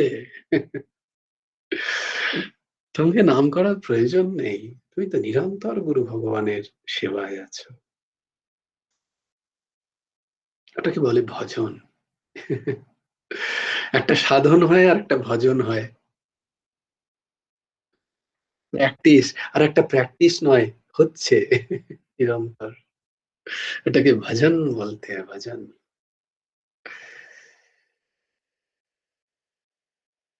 बुरी आदत छोड़ दो तुम, हो गया भजन। बुरी आदत छोड़ दो तुम, हो गया भजन।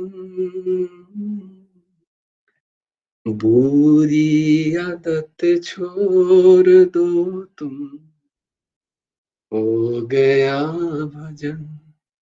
এটা যদি বাংলায় করে কিরকম হবে দেখো, বাজে অভ্যাস ছেড়ে দাও এই তুম হয়ে যাচ্ছে, বাজে অভ্যাস ছেড়ে দাও তুমি, হয়ে যাবে ভজন।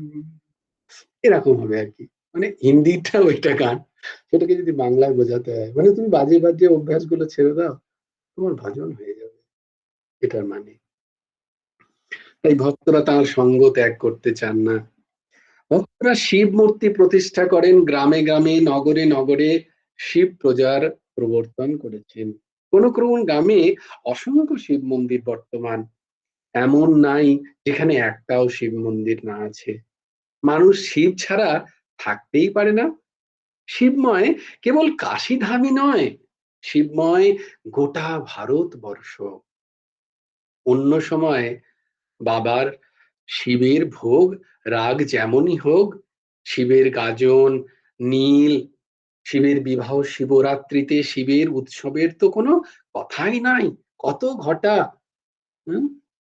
কোথাও কোথাও বা রাজা মহারাজারা 108 শিব মন্দির প্রতিষ্ঠা করে দিয়ে গ্রাম নগরের নরনারীকে সমৃদ্ধে ও শান্তিতে ডুবিয়ে রেখেছেন। কারণ ভগবান শিব নিষ্কিঞ্চন জনের অতি প্রিয়।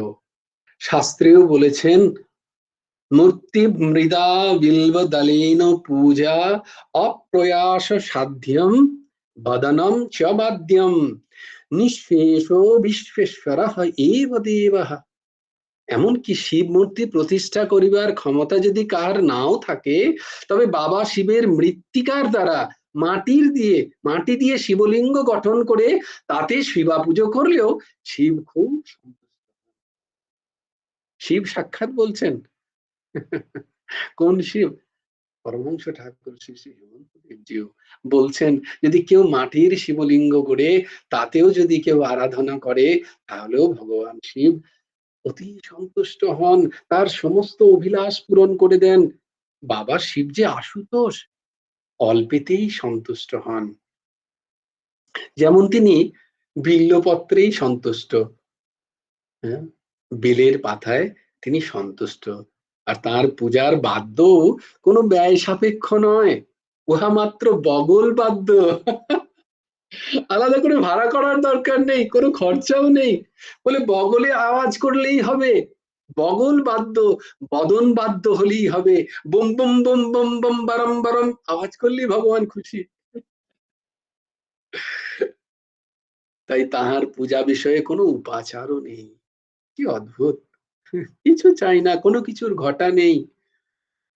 এক কথায় বলা যেতে পারে, গরিব লোকের দেবতা একমাত্র ভগবান শিবই।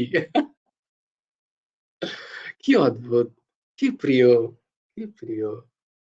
গরিবের দেবতা ভগবান শিব, আর কিছু চাই না।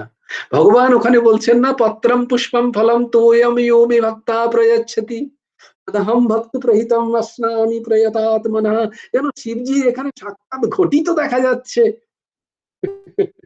যদ্যপি বলার পরেও আমরা তো শ্রীকৃষ্ণের, রাধারানীর, আমাদের গোপালের কত ঘটা করি, উচিত, সাধ্য থাকলে অবশ্যই উচিত।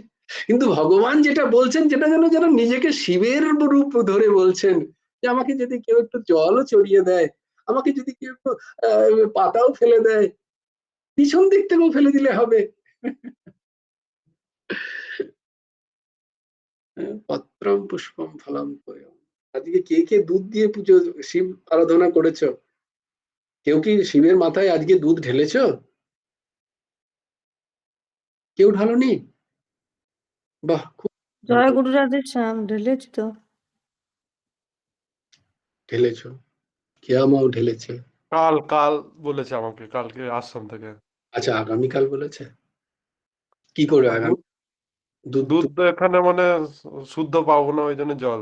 বাহ, ভেরি গুড। এইটাই বলার জন্য বলা, যারা ঢেলেছে তাদের কোনো চিন্তা নেই। কালকে শিবজির মাথায় সুন্দর শুদ্ধ জল অর্পণ করো। কারণ ভারতীয় দেশি বেদ লক্ষণা গায়ের যদি, গৌমাতার যদি দুধ না পাও, তাহলে শিবজির মাথায়, শিবজির দুধ না ছড়ানোই ভালো, এমনটা মহাপুরুষ বলছেন একজন। আমি তোমাদেরকে জয় গুরু ব্যাখ্যা রাধে করলাম। শ্যাম। আমাদের এখানে কিন্তু সব দেশি গরুরই দুধ। হ্যাঁ, যদি আমরা বেদ মানে লক্ষণা, জল ছাড়া একদম, হ্যাঁ বেদ লক্ষণা কিনা বলতে পারছি না, তবে দেশি গরুই বটে। আর ওই তোমার ওই জল ছাড়া দুধ, মানে আমাদের এখানে সব গরু আছে তো, ওরা দিয়ে গেছে আর কি। বলেছিলাম, ওরা সব স্নান করে একটু করে ওই জল ছাড়া দুধ দিয়ে গেছে। হ্যাঁ, যদি বেদ লক্ষণা দেশি গোমাতার দুগ্ধ পাওয়া যায়, সেই দুগ্ধ দ্বারা শিব আরাধনা করা খুবই ভালো। যদি না পাওয়া যায়, তাহলে শুদ্ধ জল দ্বারা শিবজির মাথায় শিবজির কে আরাধনা করতে পারো। যদ্যপি দাসও পাইনি, তাই নিত্য শিব আরাধনা তো হয়। গুরু শিবজিরই প্রতিষ্ঠিত শিব, কর্পূর গৌরম শিব এই দাসের আশ্রমে অবস্থান করছেন। তো তার যতদিন এই দাস শরীরে থাকে ততদিন হয় নিত্য প্রত্যেকের খুব ভালো যদি সম্ভব হয়।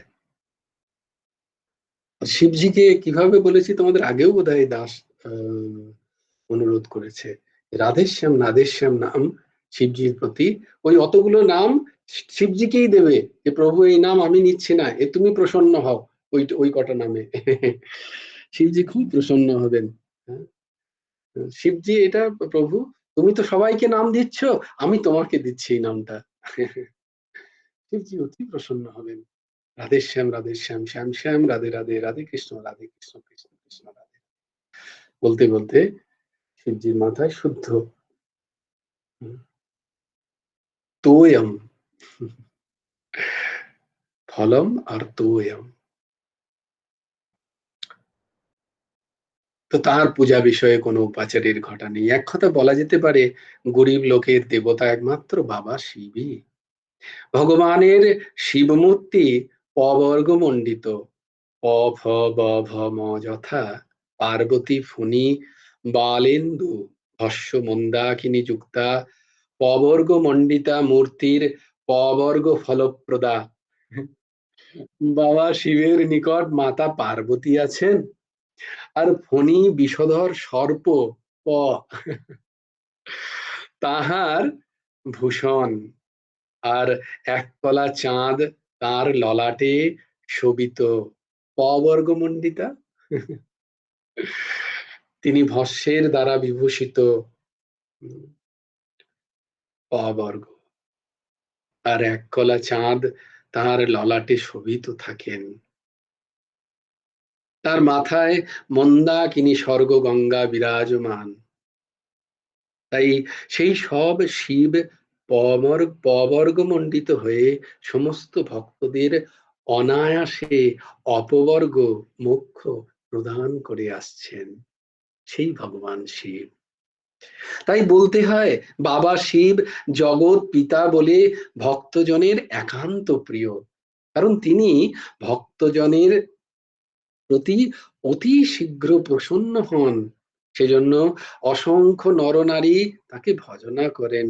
তাই বলা হয় মাতা এ পার্বতী দেবী পিতা দেব মহেশ্বর বান্ধবাঃ শিব ভক্তাশ্চ স্বদেশ ভুবনত্রয়ম।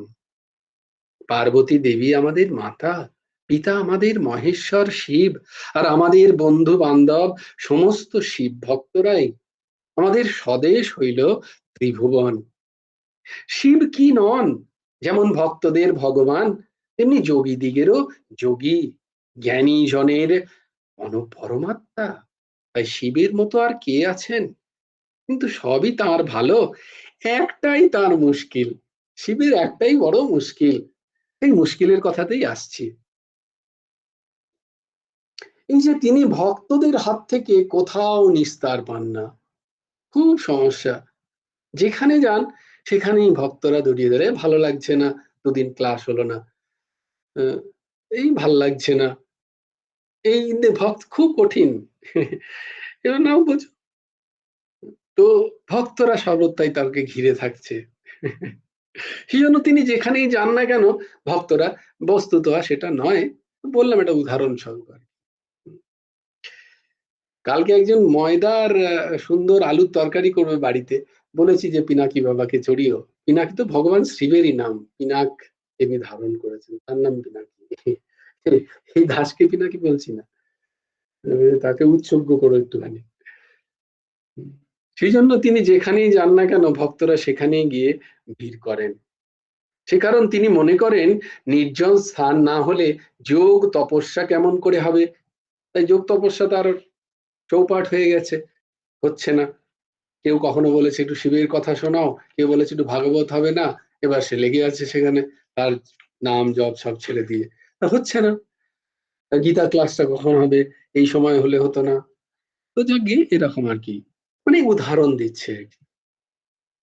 বিষণ্ণ মনে চিন্তা করেন ভক্তদের হাত হতে কেমন করে পরিত্রাণ পাওয়া যায়, কবে ছুটকারা পাওয়া যাবে। আবকে এসে ছুটে নাম রট লাগি। সেজন্য উপস্থিত তিনি শ্মশান ক্ষেত্রকেই বেছে নিয়েছেন। কিন্তু শ্মশান হইলেই বা কি আর হয়, ভক্তরা যে সেখানেও যাইতে ছাড়ছেন না, এখানেও গিয়ে ভক্তদের ভিড়। এখন বাবা শঙ্কর অনেক চিন্তা করে স্থির করলেন পর্বত শিখরে হিমালয়ে বাস করবেন। অনেক চিন্তা করে ঠিক করলেন যে এবার যদি হিমালয়ে বাস করা যায়, তার যোগ সাধনার পক্ষে ওটা একান্ত অনুকূল বটে। তাই তিনি মনে করলেন আর আমার নিকট কেউ যেতে পারবে না, আমি দুর্জয় লিঙ্গ হয়ে যাব, আমি দার্জিলিং এ বসবাস করব। গুরু ভগবান লিখছেন, আমি নয়। দেখো দার্জিলিং মানে হচ্ছে দুর্জয় লিঙ্গ, এটা থেকে প্রমাণ হলো। দেখো গুরু ভগবান লিখছেন, কি অদ্ভুত, কি রসিক। আহা, ঠাকুর আমার কত রসিক। রস বৈশাহা বলে তিনি কেমন না, তিনিই রস স্বরূপ। আমার ঠাকুর সেরকম, এই রসের সমুদ্রে যারা যারা একবার অবগাহন করেছে তারা কি আর অন্য কোথাও যেতে চায় বলো? যেখানে যাচ্ছে সেখানে তো শুকনো। তাই রসের দিকে টান সবার, আর সেই রসপূর্ণ মহাসাগর হচ্ছেন আমার প্রভু, আমার গুরু ভগবান পরমাংশ ঠাকুর। তিনি কি সুন্দর লিখছেন, আমি দুর্জয় লিঙ্গ হয়ে যাব, আমি দার্জিলিং এ বসবাস করবো। কিন্তু এখন অনেকে দুর্জয় লিঙ্গেও আরোহণ করছে, অনেকে আবার চলে যাচ্ছে দার্জিলিং এ, কৈলাসে গিয়ে। এখন তো খুব সুগম হয়ে গেছে, কৈলাস ঘুরে চলে আসছে সবাই। আগে তো কৈলাস যেতে খুব কষ্ট হতো। মানুষের ঢল এখন সব জায়গাতেই আছে। এখন ভক্ত মানুষ গিরিশৃঙ্গে গিয়েও শিবলিঙ্গ আবিষ্কার করছেন। এখন অমরনাথ, কেদারনাথ যেতে পর্বতে নানাবিধ ধর্মশালাও হয়ে গেছে। তাই বলি ভক্ত সমাগম নেই কোথায়, আজ নির্জনতার বড় অভাব, নির্জনতার বড় অভাব সর্বত্রই। তাই বাবা শিবের বড্ড অসুবিধা, নির্জনতা নেই। তাই মাঝে মাঝে ধমকি তো দিচ্ছে, কিন্তু পাচ্ছে না, কি করবে আর। ছেড়ে দিয়ে ভাগবে, পালাবে বলছে, হচ্ছে না। কারণ তিনি নির্জনে গিয়ে কোথাও হরিকে ভজনা করতে পারছেন না। এইসব করতে তো তুমি আসনি, তুমি তো হরি ভজন করতে এসছো। তোমার তো সেই যুগল কিশোরের দর্শন চাই, তোমার তো সেই যুগল কিশোরকে চাই। তুমি তো এইসব হাততালি করতে আসনি এখানে। তুমি কেন এসব করছো? হরি বল, হরি বল। বুঝতে পারা যায় আস্তে আস্তে। এখন হিমালয়ের শৃঙ্গে বায়ুমার্গে বহু লোক গমনাগমন করছেন। হ্যাঁ, হেলিকপ্টারে করে যাওয়া যায় আজকাল কেদারনাথ, বদ্রীনাথ। আর রোপওয়ে তো আছেই। তাই শিব ভাবছেন আকাশে পাতালে যেখানেই চাই সেখানেই ভক্তরা চলে আসছেন। সমাধি মুখ আর কোনো মতেই পাওয়া যাচ্ছে না, কোথাও আর তিনি সমাধি পাচ্ছেন না যে চুপচাপ বসে একটুখানি গভীর সমাধিতে যাবেন। এখন অনন্য পায় হয়ে শঙ্কর দেবী পার্বতী এদাও কি করবে, ভগবানও আচার্যের শরণাপন্ন হচ্ছেন। বলে হে প্রভু তুমি বাঁচাও। দেবী পার্বতীকে জিজ্ঞাসা করেন, পার্বতী দেবী বাবা শিবকে এইরূপ বিপদগ্রস্ত দেখে হাসতে হাসতে বললেন, ওগো তোমার কোনো ভাবনা নেই, আমি তোমাকে একটা নির্জন স্থান দেই শুনো, যেখানে কোনো ভক্তের যাবার ক্ষমতা নেই, কোনো জানও সেখানে যেতে পারে না। এখানে ইহা শুনে ভগবান শঙ্কর খুব আনন্দিত হলেন। পার্বতীকে বললেন, দেবী বলো বলো দেবী, সেই সেই স্থানটা কোথায় আমাকে একটু বলো।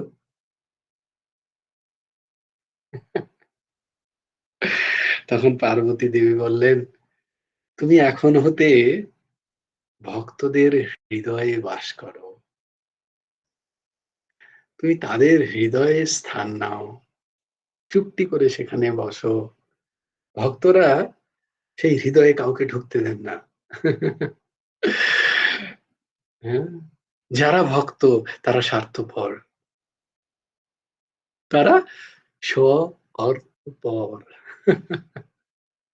তারা হৃদয়ের দরজায় নিজের মণিকোঠায় তার ইষ্টকে রেখে দরজাটি বন্ধ করে দেন, সেটার খোঁজ কাউকে দেন না। বলে তুমি ওখানে গিয়ে বসো, এখানে কেউ যাইতে পারবে না, তোমাকে কেউ খুঁজিয়াও পাইবে না। ইহা শুনিয়া ভগবান শঙ্কর অতি অতি প্রসন্ন হয়ে গেলেন।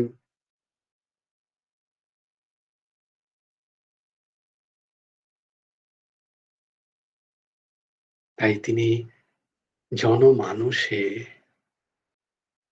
প্রত্যেকের সেই মনের মণিকোঠায় ভগবান হরি, ভগবান হর অবস্থান করছেন। প্রায় লোক অন্তর্মুখী হইতে চায় না, সেই জন্য সকল ভক্তের হৃদয়ে তিনি সুখে থেকে মনের আনন্দে তপস্যা করেন। কি অদ্ভুত ভাব! বলে বলে যদি ভক্ত আসে চলে আসে, বলে না না না, কলিতে কেউ যেতে চায় না নিজের মনের সেই মণিকোঠায়, সবাই বাইরে ঘুরে বেড়াচ্ছে, সবাই অন্যের মনে মনে ঘুরে বেড়াচ্ছে। সে মনের ওই মণিকোঠার তো সন্ধানই জানে না, নিজেই নিজের মণিকোঠার সন্ধান জানে না। তাই সে না জানেই না তো সে যাবে কি করে? সেই তার ভেতরের খবর রাখে না, সে বাইরের সমস্ত খবর আছে তার কাছে, তার ভেতরের খবর তার কাছে নেই। তাই তোমার কোনো চিন্তা নেই, কেউ ডিস্টার্ব করবে না, ওই ভক্তই ক্ষমতা নেই তোমাকে ডিস্টার্ব করার। কি অদ্ভুত ভাব, কি অদ্ভুত! দেখো, হ্যাঁ, ঠাকুর লিখছেন, ঠাকুরের খেদ যাচ্ছে যেন এখানে। আহা, এই আমি তোমাদের হৃদয়ে বাস করছি, আর তোমরা কোথায় খুঁজছো আমায়? প্রায় লোক অন্তর্মুখী হতে চায় না, কেউ অন্তর্মুখী নই আমরা। আমরা কেউ নিজেদের অন্তরকে দেখতে চাই না, আমরা তো বহির্মুখী। আমরা তো অপরকে দেখতে চাইছি। কিছু একটা ভালো জিনিস শুনতেও পেলে আগে বলি অপরকে খাওয়াই, আগে নিজে খা, নিজে টেস্ট নে। না না, অপরকেও শুনলে বলবে যে এই দেখো এ কত ভালো ভালো জিনিস শুনে, এ নিশ্চয়ই খুব বড়। এই দাস পিনাকি মুখার্জি কোটির যারা,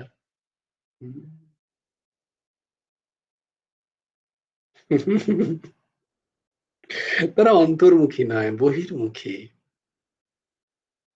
নিরন্তর বহির্মুখী। তাই সেই অন্তর মণিকোঠায় হরির খোঁজ তারা পায় না, সারা জীবন চলে গেল। বলে দর্শন দাও, কোথায় দর্শন দেবে? তোমার মণিকোঠায় তো লুকিয়ে আছে।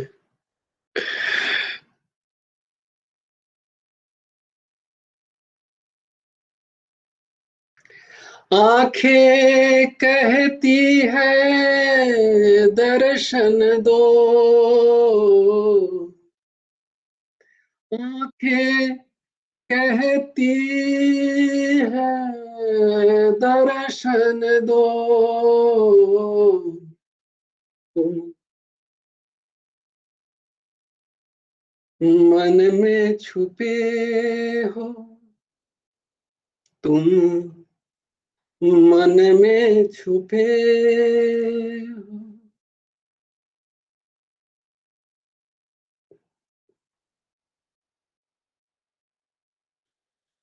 मन की तरह ये मन कैसे तुम्हारे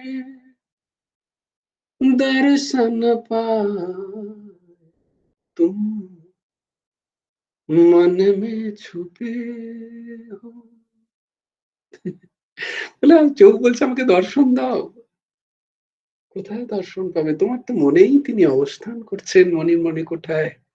তুমি একটু অন্তর্মুখীন হও, তোমার দৃষ্টিকে একটু বহির দৃষ্টি থেকে অন্তর্দৃষ্টি করো, তবে তো দেখতে পাবে। নাহলে কি করে দেখবে তুমি তাকে? তুমি তোমার চোখ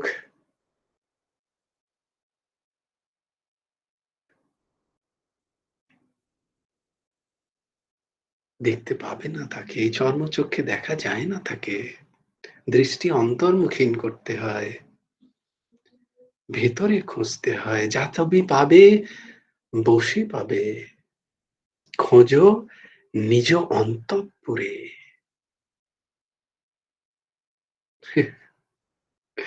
তাই জানেই না যে সে, তুমি মনে লুকিয়ে আছো।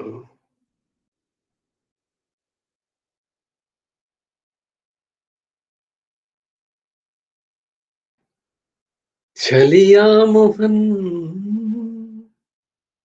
हम भी तुमको दिल दे बैठे, तुम हम पहले से कुछ गम पहले से कुछ कम तो न थे गम पहले से कुछ कम तो न थे एक और मुसीबत ले बैठे मुरलीधर छलियां मोहन हम भी तुमको दिल दे बैठे। এজন্য সকল ভক্তের হৃদয়ে তুমি সুখে থেকে মনের আনন্দে তপস্য করতে পারো হে প্রভু, ও সেই হরিকে ভজনা করতে পারো। তাই আচার্য কোথায় বললেন ভগবান শিবকে গিয়ে সমাধি লাগাতে? প্রত্যেক জনমানুষের হৃদয় কঠোরে, হৃদয় সেই মণি কোঠায় জনমানসিতা। তাই তাকে যদি পেতে হয় জনমানুষেই খুঁজতে হয়, তিনি সেখানেই লুকিয়ে আছেন। সেই শিব, যে শিব না হলে জীব সব হয়ে যায়, সেই শিবের আরাধনা খুব খুব উপকারী। তাকে প্রেম, প্রিয় হো শিব, মোর প্রিয় হো, হ্যাঁ? আমার আপন হোক তিনি, তবেই তো তার তার হৃদয়ের সর্বস্ব সেই হরিকে তিনি আমাকে দেবেন সেই যুগল আরাধনায়। জয় জয় শ্রী রাধে, জয় জয় শ্রী রাধে, জয় জয় শ্রী রাধে। হরি বল, হরি বল, হরি হরি বল। জয় গুরুদেব, জয় গুরুদেব, জয় গুরুদেব, জয় জয় পরমহংস ঠাকুর শ্রী শ্রী হেমন্ত।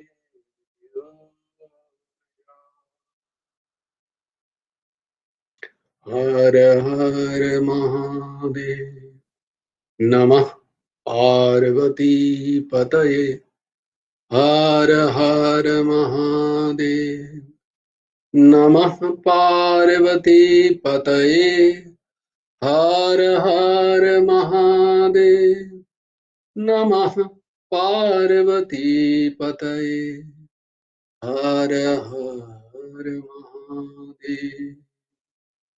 জয় গুরু রাধেশ্যাম, রাধেশ্যাম, রাধেশ্যাম, শ্যাম শ্যাম, রাধে রাধে, রাধে কৃষ্ণ, রাধে কৃষ্ণ, কৃষ্ণ কৃষ্ণ, রাধে রাধে। জয় গুরু রাধেশ্যাম। अहमेवाशमेवाग्रे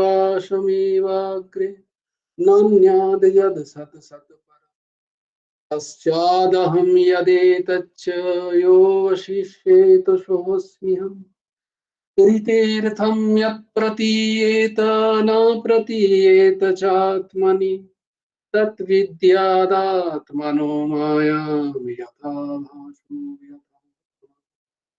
यथा महन्ति भूतानि भूतेषु चावचेष्वन् प्रविष्टान्न प्रविष्टानि तथा तेषु न तेष्वहम् एतावदेव जिज्ञासं तत्त्वजिज्ञासुनात्मनः अन्वयव्यतिरेकाभ्यां यत्सत् सर्वत्र सर्वदा वंशी विभूषितकरन्नवनीरोदाभात् पीताम्बरादरुणबिम्बफलधरोऽस्मि पूर्णेन्दुसुन्दरो मुखादरविन्दनेत्रा कृष्णात् परं किमपि तत्त्वमहं न जाने ध्येयं सदा परिभवग्नमभीष्टदोहम् तीर्थास्पदं शिवविरिञ्चिनुतं शरण्यं प्रीत्यर्थाहं प्रणतपालो भवाब्धिपोतं वन्दे महापुरुषते चरणारविन्दं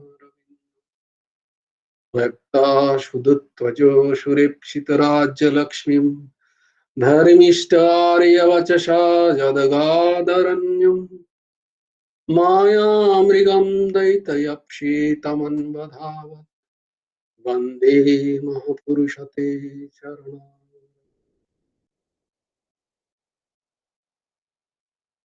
यशोदाद भगवत्प्रसाद यस्य प्रसादाद् न गति कुतोऽपि ध्येयं स्तवं तस्य यशः त्रिछन्दम् वन्दे गुरु श्रीचरणारविन्दम् ध्यानमूलं गुरुमूर्ति पूजामूलं गुरुपदम् मन्त्रमूलं गुरुवाक्यम् मोक्षमूलं गुरुकृपा नमो ब्रह्मण्यदेवाय गोब्रह्मण्यहिताय च जगद्धिताय कृष्णाय गोविन्दाय नमो नमः। हे कृष्ण करुणा सिन्धु दीनबन्धु जगत्पते गोपेश गोपिका कान्त राधाकान्त नमोऽस्तुते। कृष्णाय वासुदेवाय हरे परमात्मने प्रणतक्लेशनाशाय गोविन्दाय नमो नमः। हरि ओम तत्सत्। राधे श्याम श्याम श्याम राधे राधे राधे कृष्ण कृष्ण कृष्ण राधे राधे। श्री गुरार्पणमस्तु। श्री हेमंत देवार नमस्तु। জয় গুরু রাধেশ্যাম। তোমাদের